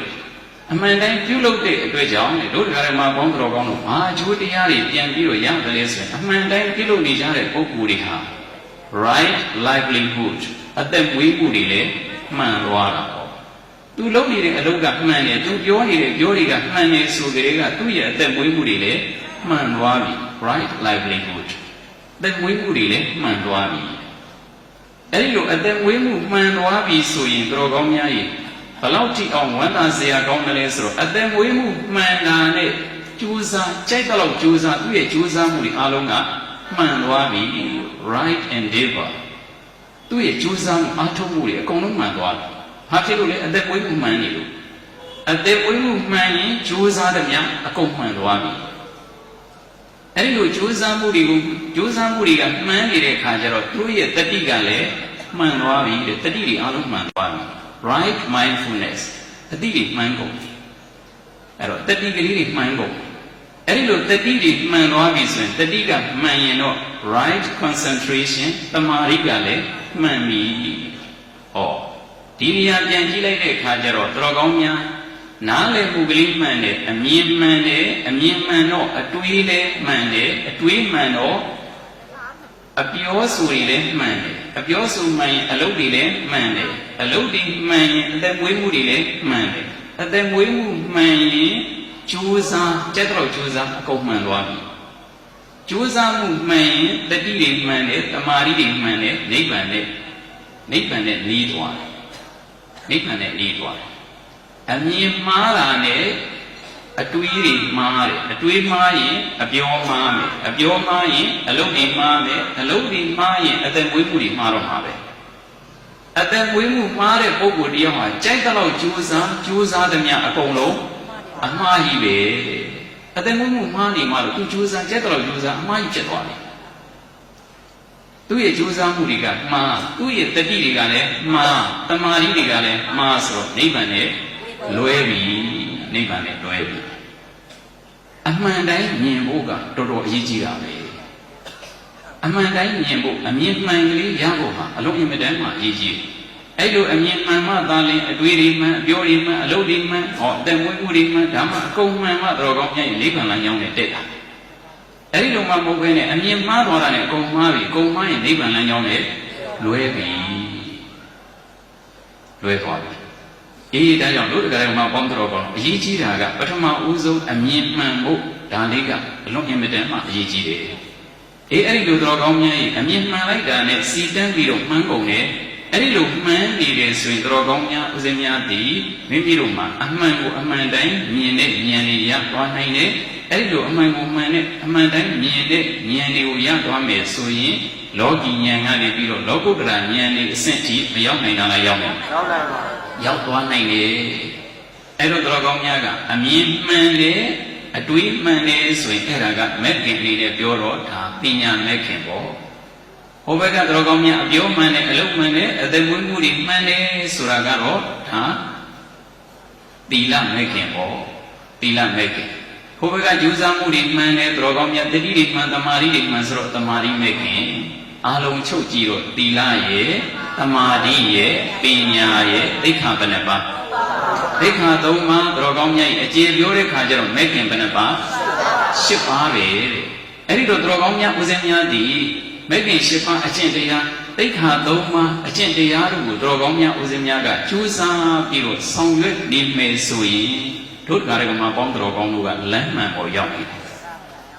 အမှန်တိုင်းပြောတယ်အမှန်တိုင်းပြုလုပ်တယ်အမှန်တိုင်းဆောင်ရွက်တယ်အားလုံးကမှန်ကန်နေတယ်ဆိုရင်တော်ကောင်းများသည်တကယ်ကတော့လမ်းမှန်ကိုရောက်နေတယ်လမ်းမှန်ရောက်ရင်တော်ကောင်းများလမ်းမှန်တိုင်းလျှောက်ရင်ဘယ်ရောက်မှာနိဗ္ဗာန်ရောက်မှာပေါ့လမ်းမှန်လျှောက်ရင်တော့ဘယ်ကြမှာအပေကြမှာအဲ့တော့လမ်းမှန်တိုင်းကိုယ့်အနေကိုပုံမှန်ကလေးလျှောက်နေတာဒီဒါကိုယ့်ဟာကိုယ်နေတာပဲကိုယ့်အနေကိုတော်ကောင်းများကပုံမှန်ကလေးကိုယ်စွမ်းနိုင်တဲ့လောက်ကလေးအမှန်တိုင်းကိုယ်ကမြင်နေတယ်အမြင်မှန်တယ်အမြင်မှန်တော့ကိုယ့်ရဲ့အတွေးခေါ်တွေမှန်တယ်အပြောတွေမှန်တယ်အလုပ်တွေမှန်တယ်အသက်မွေးမှုတွေမှန်တယ်စသဖြင့်မိမိကပုံမှန်ကလေးသာသွားနေအခြားသောကုသိုလ်ကောင်းမှုတွေပြုနိုင်သည်ဖြစ်စေမပြုနိုင်သည်ဖြစ်စေကိစ္စမရှိဘူးမိမိတို့ရဲ့ပုံမှန်လမ်းကြောင်းကလေးကမှန်နေဖို့အရေးကြီးတယ်အမြင်တွေမှန်အတွေးတွေမှန်အပြောတွေမှန် အဲ့လိုမှန်ကန်တဲ့လမ်းကြောင်းတွေကိုရောက်နေသည့်အတွေ့အကြုံဒါဘယ်ကိုဥတည်နေတယ်မင်းရဲ့နိဗ္ဗာန်ကိုဥတည်နေတာအမြင်မှားတာနဲ့လကားကွာတရားပွဲလကားပါဟောတရားပွဲလကားပါကွာတဏှာကြီးပြီးသွားတာပဲဆိုပြီးတော့တရားပွဲအလကားပါတော့မြင်လိုက်တာနဲ့သူတရားပွဲမသွားတော့ကုသိုလ်တွေရော့သွားတယ်ဟာတရားပွဲဘာပဲပြောတဏှာကြီးလောက်တွင်းမှာတို့တလုံးမဲ့မှတ်မိနှလုံးမဲ့မှတ်မိတို့သွားမယ်ဟိတ်ဆိုပြီးတော့သွားလိုက်တဲ့အခါကျတော့ဘုရားရဲ့အဆုံးအမဖြစ်တဲ့တရားတွေကိုနာကြားခွင့်ရတဲ့သူတော်စင်တွေဟာလောလောဆယ်တရားနာနေတဲ့အချိန်မှတောင်မှစိတ်ရဲ့ငြိမ်းချမ်းမှုမရဘူးလားစိတ်ကငြိမ်းချမ်းတော့ကိုယ်ကလည်းငြိမ်းချမ်းတာပဲအဲ့လိုငြိမ်းချမ်းနေတာကိုကိုယ့်ရင်ထဲမှာကိလေသာတွေရော့ပြီးတော့တရားတွေကိန်းနေတာအဲ့လိုမြင့်မြတ်တဲ့တရားတွေကိန်းပြီးတော့ကိုယ်ကိုယ်တိုင်မြင့်မြတ်တဲ့ပုဂ္ဂိုလ်ကြီးဖြစ်နေပြီအဲ့လိုမြင့်မြတ်တဲ့ပုဂ္ဂိုလ်ကြီးဖြစ်ဖို့ရအတွက်မြင့်မြတ်တဲ့တရားတွေကိုယင်တဲ့နှလုံးထဲကိန်းအောင်မကြိုးစားရမှာကြိုးစားအဲ့ဒါဆိုရင်အမြင်မှန်ဖို့ကအရေးကြီးဆုံးပဲအမြင်မှန်မှကျန်တာအကုန်လုံးကလည်းပဲစီကန်းပြီးတော့မှန်တော့မှာအမြင်မှားတာနဲ့အကုန်လွဲပြီးတာမှတ်ပြီးတော့ဒါကြောင့်အဲ့ဒီလိုတော်ကောင်းများ၏အမှန်တရားလမ်းကြောင်းကိုရောက်သွားပြီဆိုရင်ဒါတို့စာလိုပြောရင်တော့ဖြင့်မဲ့ခင်လမ်းကိုရှောက်တယ်လို့ခေါ်တာပေါ့ဘာလမ်းနဲ့မဲ့ခင်လမ်းအမှန်တိုင်းမြင်လိုက်တာနဲ့ဘယ်လမ်းကိုရောက်မဲ့ခင်လမ်းကိုရောက်နေပြီအမှန်တိုင်းပြောနေတာနဲ့မဲ့ခင်လမ်းပဲအမှန်တိုင်းလုပ်နေတာနဲ့မဲ့ခင်လမ်းပဲကိုယ်သိသိသွားတော့လို့မရဘူးထားမဲ့ခင်လမ်းပဲအမှန်တိုင်းလုပ်နေတယ်အမှန်တိုင်းအသက်မွေးနေတယ်ဒါမဲ့ခင်လမ်းရောက်နေတာဘုရားတင်မှာအကြောင်းဆုံးမှမဟုတ်ဘူးဘာမှတော်ကောင်းများရဲ့ကျန်တဲ့ဒါနစတဲ့ကုသိုလ်ကောင်းမှုတွေမပြုတ်လို့ဖင်းလေးကိုမိမိရဲ့ရင်ထဲနှလုံးထဲမှာဟောဒီအမှန်တိုင်းနားလည်မယ်အမှန်တိုင်းတွေးမယ်အမှန်တိုင်းပြောမယ်ဆိုရင်ပဲတော်ကောင်းများကမဲ့ခင်လန်းရောက်တယ်အဲ့ဒီလိုမဲ့ခင်လန်းကရှောက်ရင်ဘယ်ကိုရောက်မယ်နိဗ္ဗာန်ရောက်မှာအဲ့ဒီလိုမှမဟုတ်ဘဲနဲ့တော်ကောင်းများကအမြင်သာမှားသွားရင်တော့အမြင်မှားရင်အတွေးခေါ်တွေအတွေးမှားရင်အပြောတွေလေဟောအပြောတွေမှားလို့ရှင်စီကန်းပြီးတော့မှားတော့မှာအဲ့ဒါဆိုရင်တော့နိဗ္ဗာန်လမ်းကလွဲသွားပြီအဲ့ဒီလိုလေးတော်ကောင်းများကနားလေသဘောပေါက်ပြီးတော့ကိုကအမြင်မှန်ရအောင်ပထမဦးဆုံးတရားတွေနာရတယ်တရားတွေနာမှအမြင်မှန်တွေရဓမ္မနှလုံးသွင်းမှန်တယ်အဲ့ဒီလိုနှလုံးသွင်းမှန်ရင်မဲ့ခင်လန်းပေါ်ရောက်မဲ့ခင်လန်းပေါ်ရောက်ရင်တော်ကောင်းများမိမိတို့ကိုယ်တိုင်ကျင့်ကြံကြိုးကုပ်အားထုတ်တဲ့အဲ့ဒီမဲ့ခင်ရှင်ပါအကျင့်တရားအတိုင်းတော်ကောင်းများကကြိုးစားအားထုတ်ပြီးတော့နေမယ်အဲ့ဒီတော့မဲ့ခင်လန်းအတိုင်းတော်ကောင်းများကကျင့်ကြံကြိုးကုပ်ပွားများအားထုတ်ပြီးတော့နေမယ်ဆိုရင်ဘုန်းကြီးကြောင့်သွားသည်ဖြစ်စီမသွားသည်ဖြစ်စီရိတ်တာသွားသည်ဖြစ်စီမသွားသည်ဖြစ်စီမဲ့ခင်လန်းကသာလျှောက်ရင်နိဗ္ဗာန်ရောက်သွားနိုင်တယ်မမြင့်မြတ်တာလားမြင့်မြတ်တာလားမြင့်မြတ်တာပဲဒါကြောင့်တော်ကောင်းများရင်အဲ့ဒီမဲ့ခင်အကျင့်ကိုကျင့်ပြီးတော့နေတဲ့ပုဂ္ဂိုလ်တွေဟာအဲ့ဒါကိုအားကိုနေတယ်ကိုအားကိုတယ်လို့ခေါ်တယ်ကိုကွယ်နေတာပဲအဲ့ဒါအလုံးအင်မတန်မှအရေးမကြီးတာလားအရေးကြီးတာအဲ့ဒါနဲ့ပတ်သက်ပြီးတော့မြတ်စွာဘုရားရှင်ကိုရောမြတ်ကြီးကဓမ္မပဒပါဠိတော်မှာဟောကြားထားတာလေးရှိတယ်အတ္တဟိအတ္တနောနာထောကောဟိနာထောပရောတိယအတ္တနာဟိတုတံဒိနာနာထံလဝတိဒုံလဗံအတ္တဟိအတ္တနောနာထောOne truly is the protector of oneself. One truly is the protector of oneself. Mimi titali mimi ye akuseya sete. Mimi ye akuseya mimi kurai me. Tege karo tumya akuwa mala mimi kuku akuwa. Mimi kuku akuwa. Tumya balau aku reve bio no suno kuku aku ya rabe.ကိုအားကိုးရတာပဲဥမာဖြင့်ပညာရေးလောကမှာဆိုရင်ပြန်စဉ်းစားကြည့်ပေါ့ပညာရေးလောကမှာဘယ်ကျူရှင်ကနာမည်ကြီးတယ်ဘယ်ဘော်ဒါတွေကနာမည်ကြီးတယ်အမလီအတန်းလုံးကျွအောင်တယ်ဆိုပြီးတော့တော်ကောင်းများကြီးတွားထားနာမည်ကြီးလာပါလေဆိုပြီးတော့အတန်းလုံးကျွအောင်ပါတယ်ဆိုပြီးတော့တွားထားဟိုတော့အဲ့ဒီကစမကြက်ဖဲနဲ့ရမှာမရပါဘူးစမကြက်ဖဲနဲ့ဘယ်အောင်မလဲကိုယ်တိုင်ချက်ပါကိုယ်တိုင်အောင်မှာနောက်ဆုံးတော့ဘယ်တော့ဘော်ဒါဘယ်တော့ကောင်းတယ်ပြောဘယ်သူအားကိုးရကိုအားကိုအားကိုးရတကယ်တော့ကိုအားကိုကိုတတ်ဖို့ကိုအားကိုတတ်ဖို့ကအရေးကြီးဆုံးပဲဆရာမတွေဆိုတာကိုယ့်ရဲ့မိဘတွေဆိုတာကိုပန်ကိုပေးုံတော့ပဲတကယ်ကြိုးစားတာကိုယ်တိုင်ကြိုးစားတာ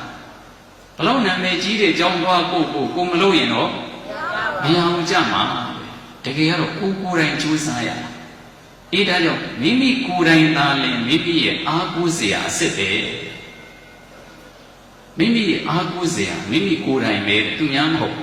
ကိုဟိနာထောပရောတိယ who else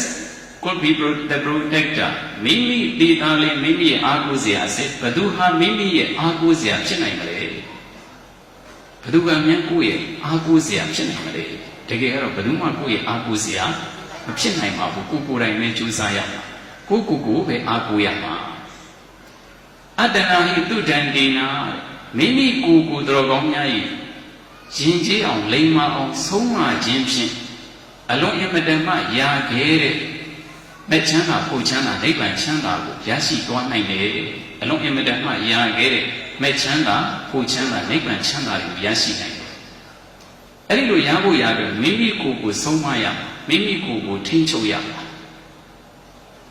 You have to control yourself မိမိကိုယ်ပဲထိန်းချုပ်ပေးရမယ်မိမိကိုယ်ပဲဆုံးမပေးရမယ်အဲ့ဒီလိုဆုံးမနိုင်မှသာလေ one gains a mastery that is hard to gain တကယ်ရခဲ့တဲ့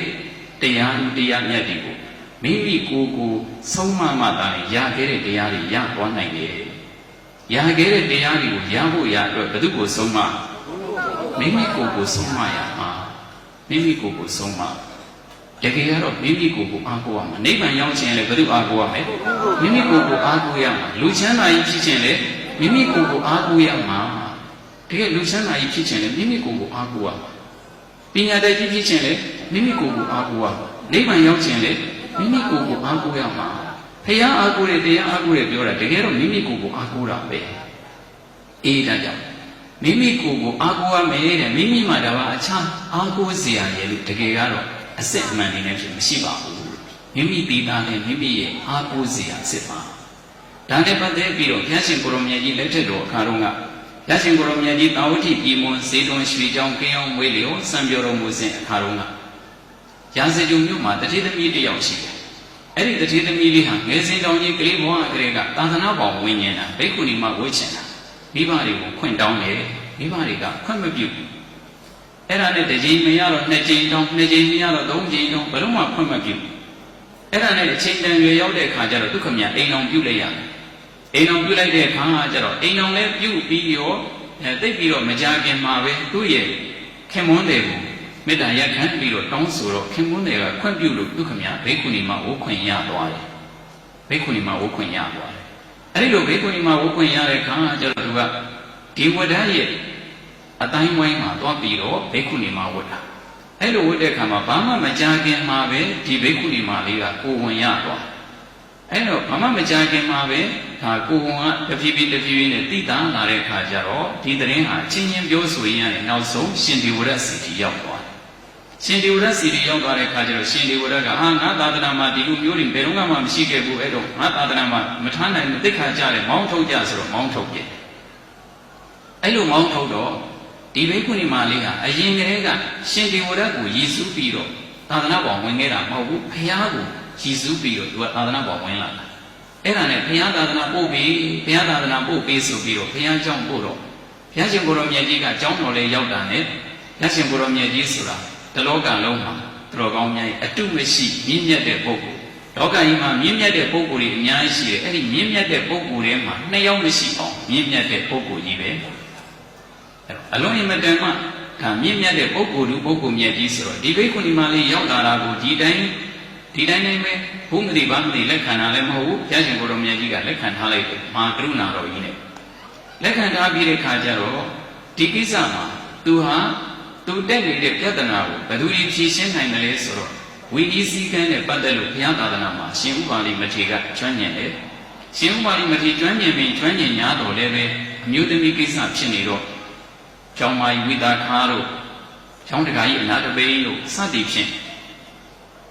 အဲ့ဒီမှာတတ်သိနားလေတဲ့လူကြီးလူကောင်းတွေအကုန်လုံးမြတ်စွာဘုရားရှင်ကိုရောမြတ်ကြီးကဖိတ်ခေါ်ပြီးတော့ဒီပြဿနာရဲ့အရင်းအမြစ်ကိုရှာခိုင်းတဲ့ခါကျတော့အစစရရဝိသခါကျောင်းမကြီးကတေချာလေးစစ်ဆေးလိုက်ရောသူ့ရဲ့လက္ခဏာတွေအကုန်လုံးတေချာစစ်ဆေးကြည့်လိုက်တဲ့အခါကျတော့ဒီကိုယ်ဝန်ဟာဘိက္ခုနီမဖြစ်မှရတာမဟုတ်ဘူးဘိက္ခုနီမမဟုတ်ခင်ကလေးကရခဲ့တဲ့ကိုယ်မဲဆိုတာထင်ထင်ရှားရှားပြက်ပြက်သားသားသိခွင့်ရသွားတယ်အဲ့ဒါနဲ့ဘုရားရှင်ကိုရောမြတ်ကြီးကဒါဆိုရင်ဒီဘိက္ခုနီမလေးမှာဘာမှအပြစ်မရှိဘူး သာသနာ့ဘောင်မရောက်ခင်ကလေးကသူအိမ်အောင်ချခဲ့တာဆိုတော့ဖြေကရှင်းနေပြီပဲဆိုပြီးတော့သာသနာ့ဘောင်မှာလက်ခံထားတယ်ဒီဝရဘက်ကမောင်းထုတ်တယ်မြတ်စွာဘုရားရှင်ကိုရောမြတ်ကြီးရဲ့သာသနာမှာတော့လက်ခံထားတယ်အဲ့လိုလက်ခံပြီးတော့တဖြည်းဖြည်းနဲ့သူ့ရဲ့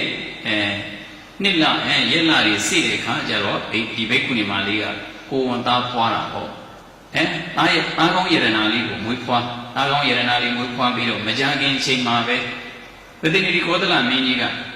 ဟိုတခါလေတိုင်ငံလှည့်လေတဲ့အခါမှာဘိက္ခုနီမအကြောင်းအနီးနားလေရောက်တော့ကလေးမူတန်ကြတော့ဟေ့ဒါဘာသာလဲဟိဘာသာလဲဟိဟာအရှင်မင်းမြတ်အဲ့ဒါကလေးမူတန်မှာအရှင်မင်းမြတ်ဟာဘိက္ခုနီမအကြောင်းကလေးကဘယ်ရောက်လာတာလဲကွာဒီလိုပဲအရှင်မင်းမြတ်ဘိက္ခုနီမလေးဟာအဲ့တော့အိမ်တော်ကြီးပြုတ်ပြီးတော့မှသူဟာသာသနာ့ဘောင်ဝင်ရောက်လာပြီးတော့အခုလိုပဲခက်ခဲနဲ့ဒုက္ခများမွေးဖွားရတာဟာအဲ့ဒါဆိုနန်းတော်ခေါ်ခဲ့ကွာတို့မောင်မမိတ်တန်တွေကိုအပ်ထားပြီးတော့မွေးစားရတာပေါ့ဆိုပြီးတော့နန်းတော်ခေါ်သွားတဲ့ခါမှာကျတော့အဲ့မှာမောင်မမိတ်တန်တွေကနေပြီးတော့ပြုစုထားပြီးတော့သူ့ကိုနာမည်ပေးလိုက်တယ်ကတ္တပအဲ့ဒီသားလေးရဲ့ဘိက္ခုနီမရဲ့သားနာမည်ကသူလည်းလေကတ္တပဆိုပြီးတော့နာမည်ပေးလိုက်ကတ္တပဆိုပြီးတော့နာမည်ပေးပြီးတော့အရွယ်လေးရလာတဲ့ခါကျသူ့ကိုပညာသင်ခိုင်းတဲ့ခါကျတော့ကျောင်းမှာပညာသင်ရင်းနဲ့သူနဲ့တငယ်ချင်းတွေကစော်ရင်ကစားရင်ရံဖြစ်ကြတဲ့ခါကျတော့သူ့ကိုဆဲကြတယ်ပြောဆိုကြတယ်အမိမေသားအဖမေသားဆိုပြီးတော့ပြောဆိုကြတာအဲ့ဒီလိုပြောဆိုတဲ့ခါကျတော့ဒီကလေးကမခံကျင်တာနဲ့အရှင်မင်းကြီးကျွန်ုပ်ကိုဒီလိုပြောဆိုကြတယ်အဲ့တော့ကျွန်ုပ်ရဲ့မိခင်ကိုညွှန်ပြပါဆိုတော့အဲ့ဒီမောင်မမိတ်တန်တွေကတင့်ရဲ့မိခင်တွေပဲဟာအရှင်မင်းကြီးအဲ့ဒီလိုမလုပ်ပါနဲ့မိခင်ဟာတယောက်ပဲဖြစ်တယ်အများကြီးမဖြစ်တယ်ဆိုတော့ရှင်မင်းကြီးကလည်းအတန်တန်ပြောပြတယ်လက်မခံအဲ့တော့မိခင်မူတာပြပါဆိုတော့နောက်ဆုံးအမှန်တိုင်းပြောပြလိုက်တယ်တင်ချစ်သားလေးကိုဘိက္ခုနီမအကြောင်းကဘိက္ခုနီမကြီးဝိဖွားတဲ့အာရဏနာလေးဖြစ်တယ်တင်ဟာဒါကြောင့်ဘိက္ခုနီမအကြောင်းကနေတင့်ကိုခေါ်လာခဲ့တာဖြစ်တယ်ဝိဇာထားတာဖြစ်တယ်ဆိုပြီးတော့အမှန်တိုင်းပြောလိုက်တဲ့အခါငါဘောဟာအလုံးအင်မတန်မှကန်ဆိုးတာပဲကြည်စမ်းအဲ့တော့ငါဘောဟာတကယ်ကိုမဖြစ်ထိုက်တဲ့ဘဝတွေကနေပြီးတော့ငါဒီလိုဖြစ်လာရတာပဲဆိုပြီးတော့သူ့ကိုယ်သူတန်ဝေကားတွေရတကယ်ကိုထိတ်လန့်တုန်လှုပ်ပြီးတော့အဲ့ဒါဆိုရင်အရှင်မင်းကြီးကျွန်ုပ်သာသနာ့ဘောင်ဝင်ခွင့်ပြုပါကျွန်ုပ်ကိုသာသနာ့ဘောင်ဝင်ခွင့်ပြုပါသာသနာ့ဘောင်ဝင်ပြရစေဆိုပြီးတော့သာသနာ့ဘောင်ဝင်ခွင့်တောင်းတယ်ဝင်ဝတ်ပြီးတော့လည်းပဲကိုရင်ကတ္တပလို့ဆိုပြီးတော့နာမည်ပေးတယ်ရရှင်ကိုရောမြတ်ကြီးကနော်ပြောသေးလေးတစ်လုံးရှိရင်လည်းပဲကိုရင်ကတ္တပပေးလိုက်ကွာပန်းကြီးလေးတစ်လုံးရှိရင်လည်းပဲကိုရင်ကတ္တပပေးလိုက်ပါကွာဆိုပြီးတော့ဒီလိုလေးတွေပေးလေးရှိတယ်အဲ့လိုပေးတဲ့အခါမှာကျန်တဲ့ယဟန်တော်တွေကအရှင်ဘုရားကတ္တပတွေကအများကြီးဖေဘယ်ကတ္တပကိုပေးရမှာလဲဘုရားဆိုတော့ရှင်ဘုရင်ကြီးကောက်ယူမွေးစားထားတဲ့မင်းသားလေးကတ္တပပြောတာပေါ့မင်းသားလေးကတ္တပဆိုတော့သူကုမာရဆိုတဲ့နာမည်လေးပါထပ်ထည့်ပြီးတော့သူ့ရဲ့နာမည်ဟာဘယ်လိုလဲကုမာရကတ္တပဆိုပြီးတော့ဒီလိုဖြစ်သွားတာအဲ့ဒါနဲ့ကိုရင်ကုမာရကတ္တပလေးအဲ့ဒီကနေတဖြည်းဖြည်းအရွယ်ရောက်လာတဲ့ခါကျတော့အသက်ပြည့်တော့ယဟန်ပေါင်တက်ပြီးတော့တရားလုပ်ပြီးကြိုးစားအားထုတ်တယ်တရားမရနိုင်တော့ဖြစ်နေတာတရားမရနိုင်တော့ဖြစ်နေတဲ့ခါကျတော့ဒီကုမာရကတ္တပနဲ့အတူလွန်ခဲ့တဲ့ကတ္တပမြတ်စွာဘုရားရှင်ကိုရောမြတ်ကြီးသာသနာနောက်ပိုင်းမှာတောင်ပေါ်တက်ပြီးတော့တရားအတူအားထုတ်ခဲ့ကြတာတငယ်ချင်း9ပါးတငယ်ချင်းယဟန်တော်9ပါးအတူတူတောင်ပေါ်တက်ပြီးတော့တရားအားထုတ်ကြတယ်တရားမရဘဲနဲ့ဆွမ်းမဖုံးပေးကြစရန်ဆိုပြီးတော့အားထုတ်ခဲ့ကြတာပထမဦးဆုံးနေ့မှာပဲအဲ့တော့အဲ့ဒီလိုမျိုးကြိုးစားပြီးတော့အားထုတ်ရင်နဲ့ပထမဦးဆုံးနေ့မှာပဲအဲ့ဒီမှာအကြီးဆုံးမထေရကြီးကနေပြီးတော့အကြီးဆုံးမထေရရဟန္တာဖြစ်သွားတာပေါ့ရဟန္တာဖြစ်ပြီးတော့အဲ့ဒီကနေပြီးတော့တပြေးပြေးဒုတိယမြောက်နေ့ကျတော့ဒုတိယအကြီးဆုံးမထေရကြီးကအနာဂံဖြစ်သွားတယ်အနာဂံဖြစ်ပြီးတော့သုဒ္ဓဝါဒဗြဟ္မဘုံမှာသူကဗြဟ္မာကြီးဖြစ်ပြီးတော့သုဒ္ဓဝါဒဗြဟ္မဘုံမှာရောက်တယ်အကြီးဆုံးမထေရကြီးကယဟန္တာဖြစ်တယ်ဒုတိယမထေရကြီးကအနာဂံဖြစ်တယ်သုဒ္ဓဝါဒဗြဟ္မဘုံရောက်တယ်တကယ်ချင်း9ပါးဆိုတော့ကျန်တာက5ပါးအဲ့ဒီ5ပါးကတော်ကောင်းများရင်9ရက်ပြည့်တာနဲ့သူတို့ဟာပြန်လည်တော်မူသွားကြပြီးတော့ဘာတရားမှမရကြဘူးဂေါရမမြတ်စွာဘုရားရှင်ကိုရောမြတ်ကြီးလက်ထက်တော်ကြတော့သူတို့ကလူဘဝအတီးတီးရကြတယ်အဲ့ဒီထဲမှာတ တူအပါဝင်ဖြစ်တဲ့ကုမာရကတ္တဗလေးတူအပါဝင်ပေါ့အဲ့ဒါနဲ့မြမာကြီးအစဉ်းစားကြည့်ငါတငယ်ချင်းတွေတို့နဲ့အတူတူတရားထုတ်ခဲ့ကြတဲ့တငယ်ချင်းတွေဘယ်မြင်ရောက်ကုန်ကြပြီလဲလို့စဉ်းစားလိုက်တဲ့အခါကျတော့ကုမာရကတ္တဗတရားအထုတ်နေတဲ့အခက်ခဲတွေဖြစ်နေတယ်တရားမရနိုင်တော့ဖြစ်နေငါတော့ကုမာပဲဆိုပြီးတော့ရောက်လာတယ်သူ့ကိုမေခွန်ပေါင်းပြဿနာပေါင်း15ချက်ရေးတယ်ပေါ့အဲ့ဒီပြဿနာ15ချက်ရဲ့အဖြေကိုသိပြီးတော့အဲ့ဒီတိုင်းသာကျင့်ကြံကြိုးကိုပွားများအားထုတ်ရင်တန်ត្រာစက္ကန့်သိမ့်နိုင်တယ်ဆိုပြီးတော့ပြဿနာလေးပြီးခဲ့တာအဲ့ဒီလိုပြဿနာလေးပြီးပြီးတော့အဲ့ဒီပြဿနာကိုမြတ်စွာဘုရားရှင်ကိုရောမြတ်ကြီးကိုတွားမေးပြီးတော့အဲ့ဒီမှာအဲ့ဒီအတိုင်းသူ့ရဲ့အဖြေအတိုင်းကြိုးစားအားထုတ်လိုက်တာသူကယဟန္တာကြီးဖြစ်သွားတယ်ကုမာရကတ္တဗမထေဟာဘာဖြစ်သွားတယ်ယဟန္တာဖြစ်သွားအဲ့တော့ယဟန္တာဖြစ်ပုံကအာဝိချင်းတယ်ဆိုရင်တော့ဖြင့်ဘုရားရှင်ကိုရောမြတ်ကြီးဟောကြားထားတဲ့ဝံပိကသုတ်တံဆိုတာရှိတယ်အဲ့ဒီဝံပိကသုတ်တံမှာတောင်ပူကြီးတစ်ခုရှိတယ်အဲ့ဒီတောင်ပူကြီးဟာညကျတော့အခိုးတွေထွက်တယ်နေကင်းကျတော့မီးတဟုံဟုံတောက်တယ်အဲ့ဒီတောင်ပူကြီးကိုကြိုးစားပြီးတော့တူးချစမ်းกว่าကြိုးစားပြီးတော့တူးချစမ်းกว่าဆိုပြီးတော့ပေါတူးယူပြီးတော့တူးခိုင်းတော့အရှင်ဘုရားမင်းတို့ကြီးတွေ့တယ်ဖေရဘာဒီလိုလာတာဒုတိယဆက်တူးခိုင်းတယ်ဆက်တူးခိုင်းတယ်အဲ့ဒီမင်းတို့ကြီးဖယ်ပြစ်ဆက်တူးกว่าဆိုတော့ဖားကြီးတွေ့ပါတယ်အရှင်ဘုရားဒီလိုမျိုးသူကပြဿနာကြီးအများကြီးပြဿနာကြီးဆင်ခဲ့တာပေလိဖွက်ပေးခဲ့တာအဲ့လိုပေးခဲ့တော့အရှင်ဘုရားမင်းတို့ကြည့်တွေ့ပါတယ်ဖေရဆိုတော့မင်းတို့ကြည့်တွေ့တယ်ဆိုတာဘာပြောတာလဲဆိုတော့တရားသဘောအရာမင်းတို့ဆိုတာအဝိဇ္ဇာပြောတာဟာတယ်လေအဝိဇ္ဇာကိုပြောတာအဝိဇ္ဇာဆိုတာကသိတာလားမသိတာလားဟောမသိတာတဲ့ဘာကိုမသိတာလဲမင်းရင်သစ္စာမသိတာဘာကိုမသိတာလဲသစ္စာမသိတာဘာလို့လဲအဝိဇ္ဇာအဲ့ဒီသစ္စာမသိမှုလို့ခေါ်တဲ့အဝိဇ္ဇာဟာတဲ့အာနဲ့တူတယ်လေဆိုရင်မင်းတို့နဲ့တူတယ်မင်းတို့ဆိုတာတကားမှာတတ်ထားတဲ့တကားချက်အဲ့ဒီတကားချက်ကိုဘာလို့ခေါ်လဲမင်းတို့လို့ခေါ်တယ်အဲ့ဒီတကားမှာတော်ကောင်းများကြီးတကားကိုပိတ်ပြီးတော့အဲ့ဒီမှာမင်းတို့ထိုးထားမယ်ချက်ချထားမယ်ဆိုရင်ချက်ထိုးထားမယ်ဆိုလို့ရှိရင်အဲ့ဒီတကားမှာပိတ်နေတဲ့အတွက်ကြောင့်အတွင်းကလူလည်းအပြင်ထွက်လို့မရတော့ဘူးအပြင်ကလူလည်းအတွင်းဝင်လို့မရတော့ဘူးဒါဆိုရင်အဲ့ဒီနေရာမှာအသွားလာပြတ်သွားတယ်ဝင်လို့လည်းမရထွက်လို့လည်းမရအသွားလာပြတ်သွားတယ်ဘာဖြစ်လို့လဲဆိုရင်မင်းတို့ထိုးထားတယ်အဲ့ဒီဥပမာကဲလို့တဲ့မင်းတို့ဆိုတာတကယ်မင်းတို့ပြောတာမဟုတ်ဘူးမင်းတို့ကြည့်တွေ့ရခရဆိုတော့မင်းတို့ကြည့်တွေ့ဖယ်ပြစ်กว่าဆိုတာဖယ်ပြစ်กว่าဆိုတာမင်းတို့ဖယ်ပြစ်กว่าဆိုတာမင်းတို့ကိုတကယ်မင်းတို့ကိုပြောတာမဟုတ်ဘူးတဲ့အဝိဇ္ဇာကိုပြောတာမင်းတို့ဆိုတာဘယ်သူကိုပြောတာအဝိဇ္ဇာကိုပြောတာ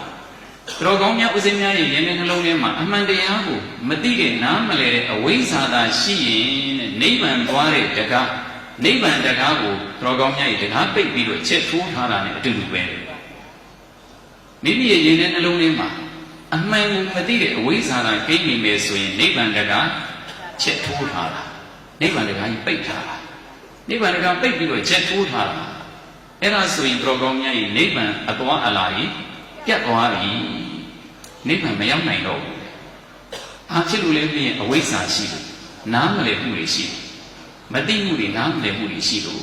အဲ့ဒါဆိုရင်နိဗ္ဗာန်အသွားအလာပြတ်သွားပြီတဲ့နိဗ္ဗာန်မရောက်နိုင်တော့ဘူးနိဗ္ဗာန်တကားပိတ်နေတယ်နိဗ္ဗာန်တကားပိတ်ရုံနဲ့မဟုတ်ဘူးချက်ပါထိုးထားသေးတာဒီဒါကြောင့်အဲ့ဒီမင်းတို့ကြီးကိုဖယ်ပြစ်กว่าဆိုတော့အဝိဇ္ဇာကိုပယ်ရမယ်လို့ဆိုလိုတာဝိဇ္ဇာကိုပယ်ရမယ်ဆိုတော့တော်ကောင်းမြတ်ဝိဇ္ဇာဆိုတာဓာတ်နဲ့ခုတ်ပယ်လို့ရတာမျိုးဟုတ်ရဲ့လား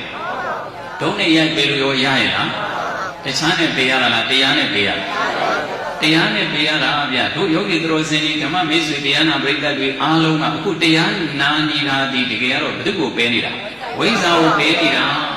တရားလို့အားထုတ်မယ်ဆိုရင်ဒါဘယ်သူကိုပယ်နေတာဝိဇ္ဇာကိုပယ်နေတာနည်းနည်းချင်းပယ်နေတာ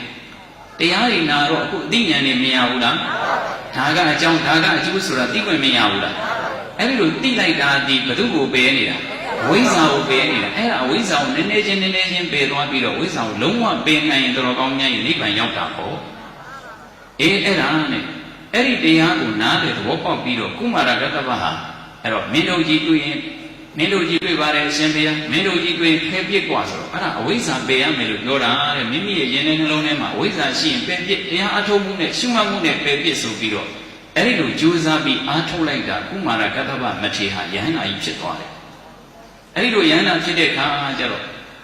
ဘေကုဏီမာကြီးနဲ့ခွဲလာခဲ့တာတောထွက်ပြီးတော့တရားအားထုတ်တာ12နှစ်လောက်ရှိပြီတဲ့အဲ့တော့မိခင်ဘေကုဏီမာကြီးကိုသူသွားပြီးတော့ယေရှုဆက်ချင်နေတယ်ဆိုပြီးတော့ရာဇယုံမြို့ပြန်သွားတာရာဇယုံမြို့ပြန်သွားတဲ့အခါကျတော့တခါလဲဆုံးငံကြွားရင်းနဲ့ရာဇယုံမြို့ရဲ့ဆုံးငံကြွားရင်းနဲ့သူမိခင်ကြီးဘေကုဏီမာကြီးစီသွားတော့ဘေကုဏီမာကြီးကလည်းသားမြင်လိုက်တာနဲ့သူကတခါလဲတတ်မှတ်မိတာဟဲ့သားဆိုပြီးတော့အာရပါရလှမ်းခေါ်တာလှမ်းခေါ်တော့လည်းပဲခုမာရကတ္တဗမထေကရဟန္တာဖြစ်ပြီးပြီဆိုတော့သူကလှည့်မကြည့်အဲ့လိုနဲ့မကြည့်တဲ့ခါကျသူသားဟောရလားဆိုပြီးတော့ဘေကုဏီမာကြီးကတိတိကျကျကြည့်တာခြေစခေါင်းဆုံးတစ်ကိုယ်လုံးကြည့်တော့သူသားမှသူသားဆိုတော့သားဆိုပြီးတော့တခါလေသင်္ကန်းလိုက်ဆွဲတာသင်္ကန်းလိုက်ဆိုတော့လေဟိုကတော်ကောင်းကြီးသင်္ကန်းကိုမဆွဲမိအောင်တခါလေသင်္ကန်းကိုရုပ်လိုက်တဲ့ခါကျတော့ဘေကုဏီမာကြီးကတော်ကောင်းမြတ်ကြီးဟတ်ထိုးလဲတဲ့အဆင့်ရောက်သွားတာပေါ့သွေးတွေပါတွေထွက်ပြီးတော့တခါလေတော်ကောင်းမြတ်ကြီးပုံပဲ့ပြီးတော့ဒီလိုဖြစ်ကုန်ဟာကြည်စံရဲစက်မှကြီးလားငါသားငါမှာတော့12နှစ်လုံးလုံးမျက်ရည်နဲ့မျက်ခွဲဟော12နှစ်လုံးလုံးသူမငိုခဲ့ရတာငိုခဲ့ရတာသူ့ကိုယ်သူအားကိုးတာလားတားအားကိုးတာဟောသားလေးနဲ့တွေ့ရင်တော့ငါစိတ်ချမ်းသာမှာပဲသားကလေးနဲ့တွေ့ရင်တော့သားကလေးနဲ့နေရရင်တော့ငါဝမ်းသာရမှာပဲဆိုပြီးတော့သားလေးကိုအားကိုးတဲ့စိတ်ကလေးနဲ့နေခဲ့တာဘယ်နှစ်နှစ်ရှိပြီ12နှစ်ရှိပြီတဲ့12နှစ်လုံးလုံးဒီသားကလေးနဲ့တွေ့ကျင်တဲ့စိတ်နဲ့ငိုကြွေးခဲ့ရတာပူဆွေးခဲ့ရတာအခုသားကလေးနဲ့တွေ့ပြန်တော့လေကြည်စံငါ့ပေါ်မှာရင်းရင်တီးတီးဆက်ဆံတာကြည်စံငါ့ပေါ်မှာရင်းရင်တီးတီးဆက်ဆံတာငါဒီအဲ့တော့သူရင်းရင်တီးတီးဆက်ဆံတာကုမာရကတ္တဗမတိရင်းရင်တီးတီးဆက်ဆံတာဟာတကယ်တော့ပြင်ပြီးတော့စင်ញင်သုံးသပ်ကြည့်လိုက်တော့သူ့ရဲ့မိခင်ကြီးပဲသူ့ရဲ့မိခင်အစစ်ပဲအဲ့ဒီမိခင်အစစ်ရဲ့မိခင်အစစ်ကြီးကိုပဲရင်းရင်တီးတီးဆက်ဆံတာဟာတော်ကောင်းများကြီးပြစ်မှားတာလားနိဗ္ဗာန်ဖို့အမလေးဖေရနိဗ္ဗာန်ဖို့နေတာနိဗ္ဗာန်ဖို့နော်ပြစ်မှားတာမဟုတ်ဘူးနော်နိဗ္ဗာန်ရောက်အောင်လို့တန်ရောစဉ်ပြတ်အောင်လို့လုပ်နေတာနော်သူကသာသာရရချူချူသာသာစကားပြောရင်သူ့ကိုတန်ရောစဉ်ကြီးပေါ်မှာငါသားဆိုတဲ့တန်ရောစဉ်လေးနဲ့တန်ရောစဉ်ကြီးကမကြီးထွားမှလားကြီးထွားမှာအခုတန်ရောစဉ်ပြတ်အောင်ဆိုပြီးတော့ပြတ်ဖြတ်နေတာလောကအနေနဲ့တွေ့ရင်တော့ပြစ်မှားနေတာဟောလောကစကားနဲ့ပြောရင်ဒါပြစ်မှားနေတယ်လို့ထင်ရမှာတကယ်တော့ပြစ်မှားနေတာလားနိဗ္ဗာန်ပို့တယ်နိဗ္ဗာန်ပို့နေတာသူကသာသာရရစကားလေးပြောရင်တန်ရောစဉ်ကြီးညှိပြီးတော့မပြီးနိုင်တော့ဘူးတန်တရာထဲမှာနေမအောင်မှာအဲ့ဒီတန်တရာထဲမနေမွန်းစီခြင်းလို့ဆိုပြီးတော့ငါတန်တရာစကားပြောလို့မဖြစ်ဘူးတန်ရောစဉ်အပြတ်ဖြတ်မှဖြစ်မယ်ဆိုပြီးတော့သင်္ကန်းဆွဲတာတော့အဆွဲမခံဘူးအဆွဲမခံတော့တခါလေမောက်ရလဲတာမောက်ရလဲသွေးတွေပါလေထွက်လို့တော်ကောင်းမြတ်အဲ့လိုကိုဖြစ်တာအဲ့လိုဖြစ်တဲ့ခါကျတော့ဘေကုဏီမာကြီးရဲ့ရင်ထဲနှလုံးထဲမှာဟာကြည်စမ်းငါ12နှစ်လုံးမျက်ရည်နဲ့မျက်ခွက်ဖြစ်ခဲ့ရတာဟာသူ့ကိုအားကိုးပြီးတော့12နှစ်လုံးမျက်ရည်ကျခဲ့ရတာဒီကလေးကစပြီးတော့ငါသူ့အားမကိုးတော့ကိုအားကိုးမယ်ဟဲ့ဆိုပြီးတော့တော်ကောင်းမြတ်တရားအလုပ်တွေကိုကြိုးစားအားထုတ်လိုက်တာအဲ့ဒီနေ့မှာပဲယဟန္တာမာကြီးဖြစ်သွားတယ်ကဲကြည်စမ်း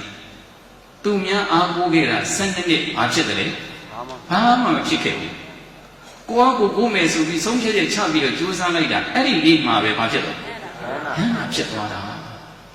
ယဟန္တာဖြစ်သွားတာတို့ငါလည်းကမှဘောင်းတော်ကောင်းလို့တကယ်ယဟန္တာကြီးတွေဖြစ်ချင်တယ်အန္တရာစခန်းသိနေတယ်ဆိုရင်သူများအားကိုးမှာကိုအားကိုးအတ္တဟိအတ္တနောနာထောကိုအားကိုးလောကီစည်းစိမ်ဥစ္စာယရနာတွေနဲ့တဏှိတခြားတိုးပွားပြီးတော့ပြည့်စုံခြင်းနဲ့အောင်မြင်မှုတွေရခြင်းနဲ့သူများအားကိုးရတာလေကိုအားကိုးရတာသူများကနည်းနည်းကလေးပဲပတ်မိုးပြနိုင်တာတကယ်ကြိုးစားတာကိုယ်တိုင်ပဲကိုယ်တိုင်ကြိုးစားရမိဘတွေကဘလောက်ချမ်းသာသားသမီးတွေမကြိုးစားရင်မရပါဘူးတော်ကောင်းမြတ်ဘလို့ပဲပြည့်စုံဒါမချမ်းသာနိုင်ပါဘူးချမ်းသာလဲတရင်ကတခဏပဲဖြစ်တယ်အေးဒါကြောင့်အခုကုမာရကတ္တဗမထေဟာသူ့ရဲ့မိခင်ကြီးကိုတန်တရာစခန်းသိမ်းစေခြင်းလို့တန်တရာတွေကနေပြီးတော့လွတ်စေခြင်းလို့ဆိုပြီးတော့တခါတည်းအဲ့ဒီမှာသူ့ကိုဆုံးမလိုက်တာတော်ကောင်းမြတ်အခုဘိက္ခုနီမကြီးဘာဖြစ်သွားလဲယဟန္တာဖြစ်သွားတယ်ယဟန္တာဖြစ်သွားတယ်အဲ့ဒါဘိက္ခုနီမကြီးယဟန္တာဖြစ်သွားတာဒီသူများအားကိုးလို့လားသူဟာသူကိုးလို့လားသူဟာသူကိုးတာသူဟာသူကိုးတဲ့နေ့ဟာအဲ့ဒီနေ့မှာပဲတော်ကောင်းမြတ်ကြီးယဟန္တာဖြစ်သွားတာသူဟာသူမကိုးဘဲနဲ့သူများအားကိုးပြီးတော့12နှစ်လုံးလုံးနေခဲ့ရတာလားမျက်ရည်နဲ့မျက်ခွက်ဒီကနေ့ကကဲဒီခုချိန်ကစပြီးတော့ငါကိုယ့်အကိုကိုယ်မယ်ဆိုပြီးတော့အဲဒီကြိုးစားအားထုတ်လိုက်တာအဲ့ဒီချိန်မှာပဲယဟန္တာမာကြီးဖြစ်သွားတာကိုယ့်အကိုကိုယ်ချင်းရဲ့အကျိုးတရားမှာချစ်ချင်းပဲတန်တရာစခန်းသိမ့်သွားတာအေးအဲ့ဒါသူများအားကိုလို့လားကိုယ့်အကိုကိုလို့ကိုယ့်အကိုကိုလို့ဒါလောကုတ္တရာကိစ္စနဲ့ပတ်သက်ပြီးတော့ပြောပြတာပေါ့ လောကီကိစ္စနဲ့ပတ်သက်ပြီးတော့ဦးဇင်းတို့ဘုဒ္ဓဓာလေးတစ်ခုရှိတယ်အဲ့ဒါမှလည်းဆိုရင်ဘုန်းကြီးကျောင်းထဲမှာလာပြီးတော့တရောင်းစားတစ်ယောက်ကဘုန်းကြီးကျောင်းထဲဝင်လာတာပေါ့ဘုန်းကြီးကျောင်းထဲဝင်လာတဲ့ခါကျတော့တရောင်းစားလက်တစ်ဖက်ပဲပါတာလက်တစ်ဖက်မပါဘူးလက်တစ်ဖက်ပဲပါတဲ့တရောင်းစားဘုန်းကြီးကျောင်းထဲဝင်လာပြီးတော့အရှင်ဘုရားစွန့်ညံပွင့်ညံလေးရှိရင်စွန့်တော်မူပါဗျာဆိုပြီးတော့အဲ့ဒီလိုပြောတော့ဆရာတော်ကဘာပြောလိုက်တယ်လဲဆိုတော့တရားကြီးတဲ့အဲ့ကျောင်းရှိမှရှိနေတဲ့ဥပ္ပုံကိုနောက်ကိုရွှေ့လိုက်တယ်အရှင်ကျောင်းရှိမှရှိနေတဲ့ဥပ္ပုံကိုနောက်ကိုရွှေ့လိုက်အဲ့ဒီလိုပြောတော့တရောင်းစားကလက်ကတစ်ဖက်ပဲပါဒီကိုတော်တော်ကိုရင်းမစားတဲ့ကိုတော်ပဲကြည်စမ်းငါလက်တစ်ဖက်ကလေးပါတာတော့ငါပေါ်တော်မှာရေးစစ်စစ်ခိုင်းနေတယ်သူဆွမ်းညံပွင့်ညံလေးတွေးဖို့အရေးကိုဒီကိုတော်တော်မလွယ်တဲ့ကိုတော်ပဲဆိုပြီးစိတ်ထဲကနေပြင်းမှားနေတာအဲ့လိုပြင်းမှားနေအရှင်ဘုရားတပည့်တော်လက်တစ်ဖက်ပါလားဗျာအရှင်ဘုရားဟုတ်ပါတယ်အဲ့အုတ်ခဲပုံကြီးကိုနောက်ကိုရွှေ့ပါဆိုပြီးတော့ဆရာတော်အဲ့လိုပြောတော့မရွှေ့ဘူးကိုတော့မရှိဘူးကိုတော့ဆိုပြီးတော့သူအဲ့လိုလေးနေရောဆရာတော်ကကဲဒီလောက်ရှိတဲ့တရောင်းစားတော့ပညာပေးအောင်မယ်ဆိုပြီးတော့သူကိုယ်တိုင်ဥပ္ပုံနှံကိုသွားပြီးတော့လက်တက်ဖက်တဲ့နဲ့အုတ်ခဲကိုသေးပြီးတော့ကျောင်းနောက်ကိုသွားပို့တာဒီလိုအလုံးမျိုးဆိုတာဒီလိုလက်တက်ဖက်တဲ့နဲ့လည်းရတယ်ကွာလို့ပြောလိုက်တယ်ဒီလိုအလုံးမျိုးဆိုတာဒီလိုလက်တက်ဖက်တဲ့နဲ့လည်းရတယ်ကွာဆိုပြီးတော့တရောင်းစားကျောင်းပြောလိုက်သေးတာတရောင်းစားအကြောင်းကြည့်နေပြီးတော့ခါရမခံရှိမခံနေမှာဖြစ်တယ်ဘိုက်ကလည်းစားနေတာဆိုတော့ထမင်းလည်းစားခြင်းကဲကွာမထူအောင်လေတော့တင်မယ်ကွာဆိုပြီးတော့ခါရသူကလည်းရအောင်တယ်လက်တစ်ဖက်တည်းနဲ့အဲ့ဒီအုပ်ပုံကြီးကိုရအောင်ရွှေ့ရတော်တော်များကြီးအကြောင်းရှိရဲ့အုပ်ပုံကြီးအကြောင်းတော့ရောက်သွားရောပြီးလည်းပြီးတော့အရှင်ဘုရားပြီးပြီဖျားတယ်ဟာတရားဂိုင်းလာအဲ့ဒါဆိုလို့ရှိရင်ကြာကြာနာနာထမင်းနဲ့ဟင်းတွေကိုဒီစားပွဲနဲ့ပြင်ကျွေးတာပွဲနဲ့ခါလည်းပြင်ကျွေးပြီးတော့နောက်မုံဘိုးပတ်စံတွေထပ်ပေးလိုက်သေးတယ်ဆရာတော်ကဟာရှင်ကကျေးဇူးတင်လိုက်တာဗျာဝမ်းသာလိုက်တာရှင်ဗျာဘယ်လိုကျေးဇူးတင်လို့တင်မှတော့မသိဘူးကျေးဇူးတင်လိုက်တာဗျာဆိုဥတွေကုန်ချဆရာတော်ကပြောတယ်ဆိုတရားကြီးဘုံဘုံကိုကျေးဇူးတင်ရမှာမဟုတ်ဘူးတရားကြီးကိုကျေးဇူးတင်ရမှာအခုဒီထမင်းနေရင်းနေစားရတာအခုဒီမုံမိုးတွေရတာဆိုတာဒီပစ္စံတွေရတာဆိုတာတရားကြီးရဲ့လုံလနဲ့ဝိရိယနဲ့တရားကြီးကိုယ်တိုင်ကြိုးစားလို့ရတာတရားကြီးကိုပဲကျေးဇူးတင်ရမှာဘုန်းကြီးကိုကျေးဇူးတင်ရမှာမဟုတ်ဘူးတဲ့တခါကြီးကိုကျေးဇူးတင်ရမှာကိုယ့်ရဲ့လုံလနဲ့ဝိရိယနဲ့ရတဲ့အကျိုးကျေးဇူးတွေတခါကြီးကိုယ့်ဟာကိုလို့ရတာအဲ့တော့ဘုန်းကြီးကိုကျေးဇူးတင်စရာမလိုဘူးဆိုတော့အဲ့ဒါနဲ့တရောင်းစားကဟာငါရဲ့လုံလဝိရိယနဲ့ရတာပါလားဆိုတော့တရောင်းစားဝမ်းမသာလားဝမ်းသာသွားဟာငါရဲ့လုံလဝိရိယနဲ့ရတာဟုတ်တယ်ငါကြိုးစားလို့ရတာပဲဆိုတော့ဝမ်းသာသွားပြီးတော့ဒီတရောင်းစားကတော်ကောင်းများရဲ့နောက်ကြတော့တောင်းမစားတော့ပဲအလုပ်စားတော့အလုပ်တွေလုပ်စားရင်နဲ့ဒါလည်းခေချမ်းသာကြီးပွားသွားတာအဲ့လိုချမ်းသာကြီးပွားသွားပြီးတော့နောက်ထပ်တပတ်9ရက်လောက်ကြာတဲ့ခါကျတော့နောက်ထပ်တရောင်းစားတစ်ယောက်ကလာပြန်ရောအရှင်ဘုရားဆွညံကွညာလေးစွန့်တော်မူပါဗျာဆိုတော့ဒီတစ်ခါကျတော့ဆရာတော်လည်းဒါကြီးကိုကျောင်းနောက်မှာအုပ်ပုံကြီးရှိတယ်အဲ့ကျောင်းနောက်ကအုပ်ပုံကျောင်းရှိရွှေ့ဆိုပြီးတော့ထပ်ခိုင်းတာအဲ့ကျောင်းနောက်ကဥပ္ပုံကြီးကျောင်းရှိရွှေ့ဆိုတော့အရှင်ဘုရားလည်းတပည့်တော်ရှင်ဘုရားကစွန့်ညံကွညာလေးစွန့်ဖို့တပည့်တော်အဲ့လိုခိုင်းတယ်မလုပ်ဘူးဘုရားဆိုတော့ပြန်သွားတယ်သူပြန်သွားတော့လုပ်မသွားဘူးသူကတော့လက်နှစ်ဖက်ပြည့်စုံပါတယ်တရောင်းစားသူလုပ်မသွားဘူးအဲ့ဒါနဲ့ကျောင်းကတန်ဃာတွေကအဲ့ဒီအဖြစ်ပြည့်ကြီးကိုတွားတွေ့တော့ဆရာတော်ကိုလျှောက်တယ်ဆရာတော်ဘုရားကပထမဦးဆုံးတရောင်းစားတယောက်လာတော့ကျောင်းရှိရဥပ္ပုံကြီးကိုကျောင်းနောက်ရွှေ့တယ်အခုဒုတိယတရောင်းစားပြောက်လာတော့ရှင်များကျောင်းနောက်ကဥပ္ပုံကြီးကိုကျောင်းရှိရွှေ့တယ်အဲ့ဒီဥပ္ပုံကြီးအရှင်ဘုရားဘယ်နှမ်းရှိစေချင်တာလဲဘုရားကိုတော်ဒီကပြဿနာတွေတဲ့အဲ့ဒီဥပ္ပုံကြီးဘယ်နှမ်းရှိစေချင်တာလဲဘုရားဆိုတော့ရှင်ဘုရားတို့အဲ့ဒီဥပ္ပုံကြီးရဲ့ကျောင်းရှိမှာပဲရှိကျောင်းနောက်မှာပဲရှိအရေးကြီးပါဘူးအရေးကြီးတာကအဲ့ဒီဥပ္ပုံကြီးကိုရွှေ့မယ်မရွှေ့ဘူးဆိုရယ်သူတို့ရဲ့စိတ်ကလေးအားလည်းအရေးကြီးတာပါဥပ္ပုံကြီးကအကြောင်းရှိမှာပဲရှိအကြောင်းနောက်မှာပဲရှိပြဿနာမဟုတ်ဘူးလေအဓိကအရေးကြီးတာကဒီဥပ္ပုံကြီးကိုရွှေ့မယ်မရွှေ့ဘူးဆိုရယ်သူတို့ရဲ့နှလုံးသွင်းလေးသူတို့ရဲ့စိတ်ကလေးအားအရေးကြီးပါတယ်ဆိုတော့ကိုရိုရီကဘာမှဆက်မပြောနိုင်တော့အဲ့ဒါနဲ့နှစ်တည်တော်တော်ကြားလာတဲ့အခါမှာအဲ့ဒီအကြောင်းမှာအကြီးကျယ်အလူကြီးလာပေးတာအလူကြီးအကြီးကျယ်တကယ်ကိုတော်တော်ပြည့်ပြည့်စုံစုံနဲ့ကြီးကြီးကျယ်ကျယ်ကိုအလူလာပေးတာ အဲ့ဒီအလှရှင်ကလည်းပဲကောင်းကောင်းလည်းမသိပဲနဲ့ဆရာတော်ကိုဘာမှမတွေ့ဘူးပဲနဲ့ဆိုတဲ့သဘောမျိုးနဲ့အလှလာပေးတာသူကလည်းလက်တစ်ဖက်ထဲပါလာအရန်ကိုချမ်းသာတော့သူကတကယ်အကြီးကျယ်လာပြီးတော့အလှပေးတာအဲ့ဒီမှာသူ့ရဲ့စင်းပြေကလေးကိုမေးကြည့်လိုက်တဲ့အခါကျတော့စောစောကအုပ်ပုံရွှေ့သွားတယ်လက်တစ်ဖက်ပါတဲ့တောင်းစားဆရာတော်ဆုံးမလိုက်တဲ့အဆုံးအမလေးကိုမှတ်သားပြီးတော့သူဆွမ်းရံကိုညံနေဖုံးပြီးစားရတယ်နောက်ဘုံဘိုးတွေရတယ်ဆိုတာအရှင်ဘုရားကျေးဇူးတင်လိုက်တာဘုရားလို့ပြောတဲ့ခါကျတော့ဟာဘုံဘုံကိုကျေးဇူးတင်ရမှာမဟုတ်ဘူးတဲ့ဒကာကြီးကိုကျေးဇူးတင်ရမှာဒကာကြီးကိုရဲ့လုံးလာနဲ့ဝိရိယနဲ့ကြိုးစားလို့ရတာဒကာကြီးကိုကြိုးစားလို့ရတာဒကာကြီးမကြိုးစားရင်ရမှာမဟုတ်ဘူးဆိုပြီးတော့အဲ့ဒီလိုဆုံးမလိုက်တာလေးကိုသဘောပေါက်ပြီးတော့ဟာဒါဆိုရင်ငါ့ရဲ့လုံးလာဝိရိယတွေနဲ့ကြိုးစားရင်ရနိုင်တာပဲဆိုပြီးတော့တရားပြန်တောင်းမစားပဲနဲ့ကြိုးစားတာတထေးဖြစ်သွားတာကောင်းစားနေတထေးဖြစ်သွားတာဘု து ကိုအားကိုးလို့ကိုအားကိုးလို့ဗျာအတ္တဟိအတ္တနောနာထော One truly is the protector of oneself မိမိတည်တာလေမိမိရဲ့အားကိုးစရာစစ်ပဲဒါကြောင့်မိမိဘဝပညာတတ်ကြီးဖြစ်ရှင်လေဘု து အားကိုးကိုအားကိုးရမှာမိမိဘဝလူချမ်းသာကြီးဖြစ်ရှင်လေကိုအားကိုးရမှာတကယ်ကိုတော်ကောင်းများကပြည့်စုံတဲ့ဘဝရကျင်တယ်ဆိုရင်ကိုပဲအားကိုးရမှာကိုပဲအားကိုးရမှာသူများအားကိုးလို့မရဘူးတဲ့လောကီဘက်ကပြည့်စုံသွားတဲ့ပုဂ္ဂိုလ်ကြီးအောင်မြင်သွားတဲ့ပုဂ္ဂိုလ်ကြီးဘု து အားကိုးတယ်ဘဝကိုကိုးတာလောကုတ္တရာတရားမြတ်တွေရသွားတဲ့ပုဂ္ဂိုလ်တွေဘု து ကိုအားကိုးတာကိုအားကိုးတာအေးဒါကြောင့်တို့တရားတော်မှာပေါင်းတော်ကောင်းတော့လောကုတ္တရာနဲ့ပတ်သက်ပြီးတော့လည်းပဲမိမိတို့ဒါတရားလူတရားမြတ်တွေရသွားတယ်ဆိုတဲ့သာရကလေးကိုကုမာရကတ္တမရဲ့မေတော်အကြောင်းပြုပြီးတော့ဒါဦးဇင်းများသာရကအနေနဲ့ပြောပြပေးခဲ့တယ်လောကီဘက်ကလည်းပဲအခုလက်တစ်ဖက်ပါတဲ့သရောင်းစားတောင်မှာကိုယ့်ဟာကိုယ်ပြီးတော့ကြိုးစားလိုက်တာလောကီအောင်မြင်မှုတွေမရဘူးလားဒါတွေအားလုံးမှာဘယ်သူကိုအားကိုးတာကိုအားကိုကိုးတာကိုအားကိုကိုးတဲ့ရလတ်တွေအဲ့တော့ကိုအားကိုကိုးတယ်ဆိုတာကဖះမကြိုက်တဲ့အလုပ်လားဖះကြိုက်တဲ့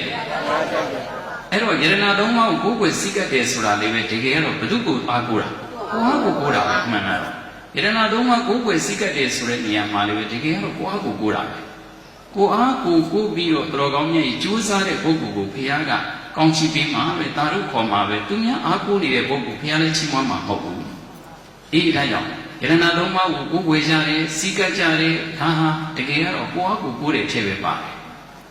အဲ့တော့ဘုရားကိုကိုယ်ကိုယ်စိတ်ကတ်တယ်ဆိုတဲ့နေရာမှာလည်းကိုယ့်အကိုကိုးတာပဲတရားအားကိုးတယ်ဆိုတော့အဲ့ဒီတရားကိုတော်ကောင်းမြတ်သူများအားထုတ်ပေးလို့ရလားတရားရရှိရင်ကိုယ်တိုင်အားထုတ်ရတာအကိုအားကိုကိုးတာပဲအေးအဲ့ဒီတော့ကိုအားကိုကိုးတာယရဏသုံးပါးအားကိုးတယ်ဆိုတော့ကိုအားကိုကိုးတာအဲ့တော့တို့ဘောဓဘာသာဝင်သူတို့စင်တွေကအဲ့ယရဏသုံးပါးအားကိုးရာကနေပြီးတော့ယရဏသုံးပါးချက်အပူရီတဖြည်းဖြည်းနဲ့တော်ကောင်းမြတ်ကြီးအားကိုးလာတာမရှိဘူးလားဒါချို့ဆိုရင်ဘုရားရှင်ဘောတိအောင်တင်တာလေအများကြီးပဲနော်အားကိုးကြတာလေယရဏသုံးပါးလောက်နဲ့တော့မလုံလောက်သေးဘူးစီးပွားတွေမဖြစ်နိုင်သေးဘူးယရဏသုံးပါးလောက်နဲ့တော့မချမ်းသာနိုင်သေးဘူးဆိုပြီးတော့တော်ကောင်းများကြီးအယတမတွေခေါ်တင်ပြီးတော့ကိုးကွယ်တာမရှိဘူးလားဟုတ်ဗျာတိတ်လို့ဖြီးတာအယတမအားကိုးလို့ရှိရင်အယတမတပည့်ဆိုရင်တော်ကောင်းများကြီးကြားလို့တော့ကောင်းမှာမလားအပြင်စဉ်းစားအောင်တော်ကောင်းများကြီးနော်အယတမတွေကိုတခါတည်းအားကိုးတယ်ကြည်စမ်းအယတမဘာလို့ပြီးနေမှာလဲအဲ့တော့သူ့ကိုယ်သူတော့မနေပဲနော်အေးတကယ်ကတော့တော်ကောင်းများကြီးဘာမှမဟုတ်တဲ့ပုဂ္ဂိုလ်တွေတော်ကောင်းများအဲ့တော့ရည်ရင်တီးပြောတော့ဟုတ်တခါတည်းရည်နစ်တဲ့ပုဂ္ဂိုလ်တွေလည်းအားကိုးတာပဲဟုတ်တယ်မဟုတ်လားအစိမ့်သေးတွေလည်းအားကိုးတာပဲဘာမှရမလဲလို့တကယ်ကတော့တော်ကောင်းများကြီးဘယ်သူအားကိုးတယ်လို့ပဲပြောနောက်ဆုံးတော့ကိုယ်တိုင်လုပ်ရတာပဲကိုယ်တိုင်ကြိုးစားလို့ကိုယ်တိုင်တိုးပွားလာပါပဲအေးအဲ့ဒါတွေကတကယ်ပြန်စဉ်းစားကြည့်ရင်တော်ကောင်းများဘုရားတို့မြန်မာလူမျိုးတွေခုကိုယ်ွယ်နေကြတဲ့ပုဂ္ဂိုလ်တွေအားလုံးပေါ့နော်ဟိုးရွှေပြင်းကြီးရွှေပြင်းငယ်ပဲဖြစ်ဖြစ်ဟိုဘက်ကကိုကြီးကျော်ပဲဖြစ်ဖြစ်ဟိုးတော်ကောင်းများအကုန်လုံးပြန်ကြည့်လိုက်တဲ့အခါကျတော့အဲ့ဒီပုဂ္ဂိုလ်တွေဟာပြန်ပြီးစဉ်းရင်သုံးသပ်ကြည့်အဲ့ဒီပုဂ္ဂိုလ်တွေမပြောနဲ့ဘုရားတို့လူသားစင်စစ်ဖြစ်လို့ငါးပါးသီလကလေးလုံခြုံတာနဲ့တရားမင်းကအဲ့ဒီလူသားတွေကိုရှစ်ခိုးတာငါးပါးသီလလုံနာနဲ့တရားမင်းကဘသူတွေကိုရှစ်ခိုးတာလူ လူသားတွေကိုရှိခိုးလာမလုံတဲ့လူတွေငါးပါးသီလလုံတဲ့လူငါးပါးသီလလုံတဲ့လူတွေကိုတရားမင်းကြီးကတော့မှဥချတာဆိုတော့ကိုကတရားမင်းထက်တော့မှမြတ်နေသေးတာစောစောကနတ်ပြည်ဆိုတာတရားမင်းထက်မြတ်တာလားတရားမင်းအောက်ကတရားမင်းအောက်ကမို့ကိုအောက်ကတကယ်တော့ကိုးကွယ်စရာဟုတ်သလားမဟုတ်ဘူးကိုးကွယ်စရာမဟုတ်ဘူးတကယ်လို့တတ္တဝါတဦးတယောက်အနေနဲ့သူတော်ကောင်းများရဲ့တကယ်ရှိခဲ့တယ်ဆိုရင်သူတို့ကိုကိုးကွယ်ရမှာလားမေတ္တာပို့ရမှာဒါအရေးကြီးဆုံးပဲမကိုးကွယ်ရဆိုပြီးတော့သူတော်ကောင်းများသူတို့ကရိုက်နေတာလို့နတ်စင်ဖြစ်ဖြစ်တာလို့မင်းလေးရှို့တော့ဒါဦးဇင်းတို့အာမတ်ပြီးတတ္တဝါတဦးတယောက်ရေလို့လားကဲပြီးရှိခဲ့မယ်ဆိုရင်သူတို့မလုပ်ရမယ်မေတ္တာပို့ပြီးဒါအကောင်းဆုံးဒီလမ်းပဲဖះကြိုက်တဲ့ဒီလမ်းမေတ္တာသာပို့ပြီးအဲ့လိုသာမေတ္တာသာပို့ပြီးရင်မေတ္တာကိုမကြိုက်တဲ့ပုဂ္ဂိုလ်လောကကြီးမှာဘယ်လိုရှိမလဲအားလုံးဟာမေတ္တာနဲ့တွေ့အကုန်လုံးတော်ကောင်းများကြီးဒါကျင့်တတ်ကြတာဝမ်းသာကြတာဒါကြောင့်မေတ္တာများများပို့ပြီးအဲ့တော့အားကိုးကွယ်ရမှာလားမေတ္တာပို့ရမှာမေတ္တာပို့ရမှာအမှနှောက်ရှက်เสียလည်းမလို့ဒါဖះကြိုက်တဲ့ဒီလမ်းအဲ့တော့တော်ကောင်းများဟာဟိုအားကိုဒီအားကိုနဲ့တကယ်ကတော့လောကလူသားတွေဟာဟိုလူအားကိုမယ်ပြောလိုက်ဒီလူအားကိုမယ်ပြောလိုက်နောက်ဆုံးကိုအားကိုရတာပါပဲအေးအဲ့တော့သတော်ကောင်းများအဲ့ဒီလိုကိုးကွယ်တဲ့အခါမှာဦးဇင်းတို့ဘောဓဘာသာဝင်သတော်စင်တွေဟာကိုးကွယ်တာတွေကများလိုက်တာတရားတရားကောင်းတော့ဖရာကိုလည်းကိုးကွယ်တရားကိုလည်းကိုးကွယ်တန်ခါကိုလည်းကိုးကွယ်စောစောကဥစ္စာတွေလည်းဟွာလည်းကိုးကွယ်တရားတွေလည်းကိုးကွယ်တယ်ကျို့ဆိုရင်ဘုရားရှင်မှာမနေပါလားဩတေကောင်းတဲ့တရားတရားပါလားသဘောသိကောင်းတဲ့လူမျိုးနော်တွေးတယ်ဟာအကုန်လိုက်ကိုးကွယ်တာပဲအေးအဲ့တော့တော်ကောင်းများကြီးပြောချင်တာကတော့အဲ့ဒါတွေလိုက်အားကိုးနေရတာထက်စားရင်ဘယ်သူအားကိုးကိုအားကိုးရမယ်ဆိုတာလေးကိုသိစေခြင်းလုံးလို့တော်ကောင်းများကိုဒီကနေ့ဒါတရားစကားလေးတစ်ခွန်းဆုံးမပြောပြပေးခဲ့ပါတယ်။ဘာတရားလဲ။ဟောဘာမှမသိတော့ဘူး။အာကိုဗမာစီလေဟိုဟာရီအာကိုဒီဟာရီအာကိုတိတ်လုံးမနေနဲ့ဘယ်သူအာကိုအာ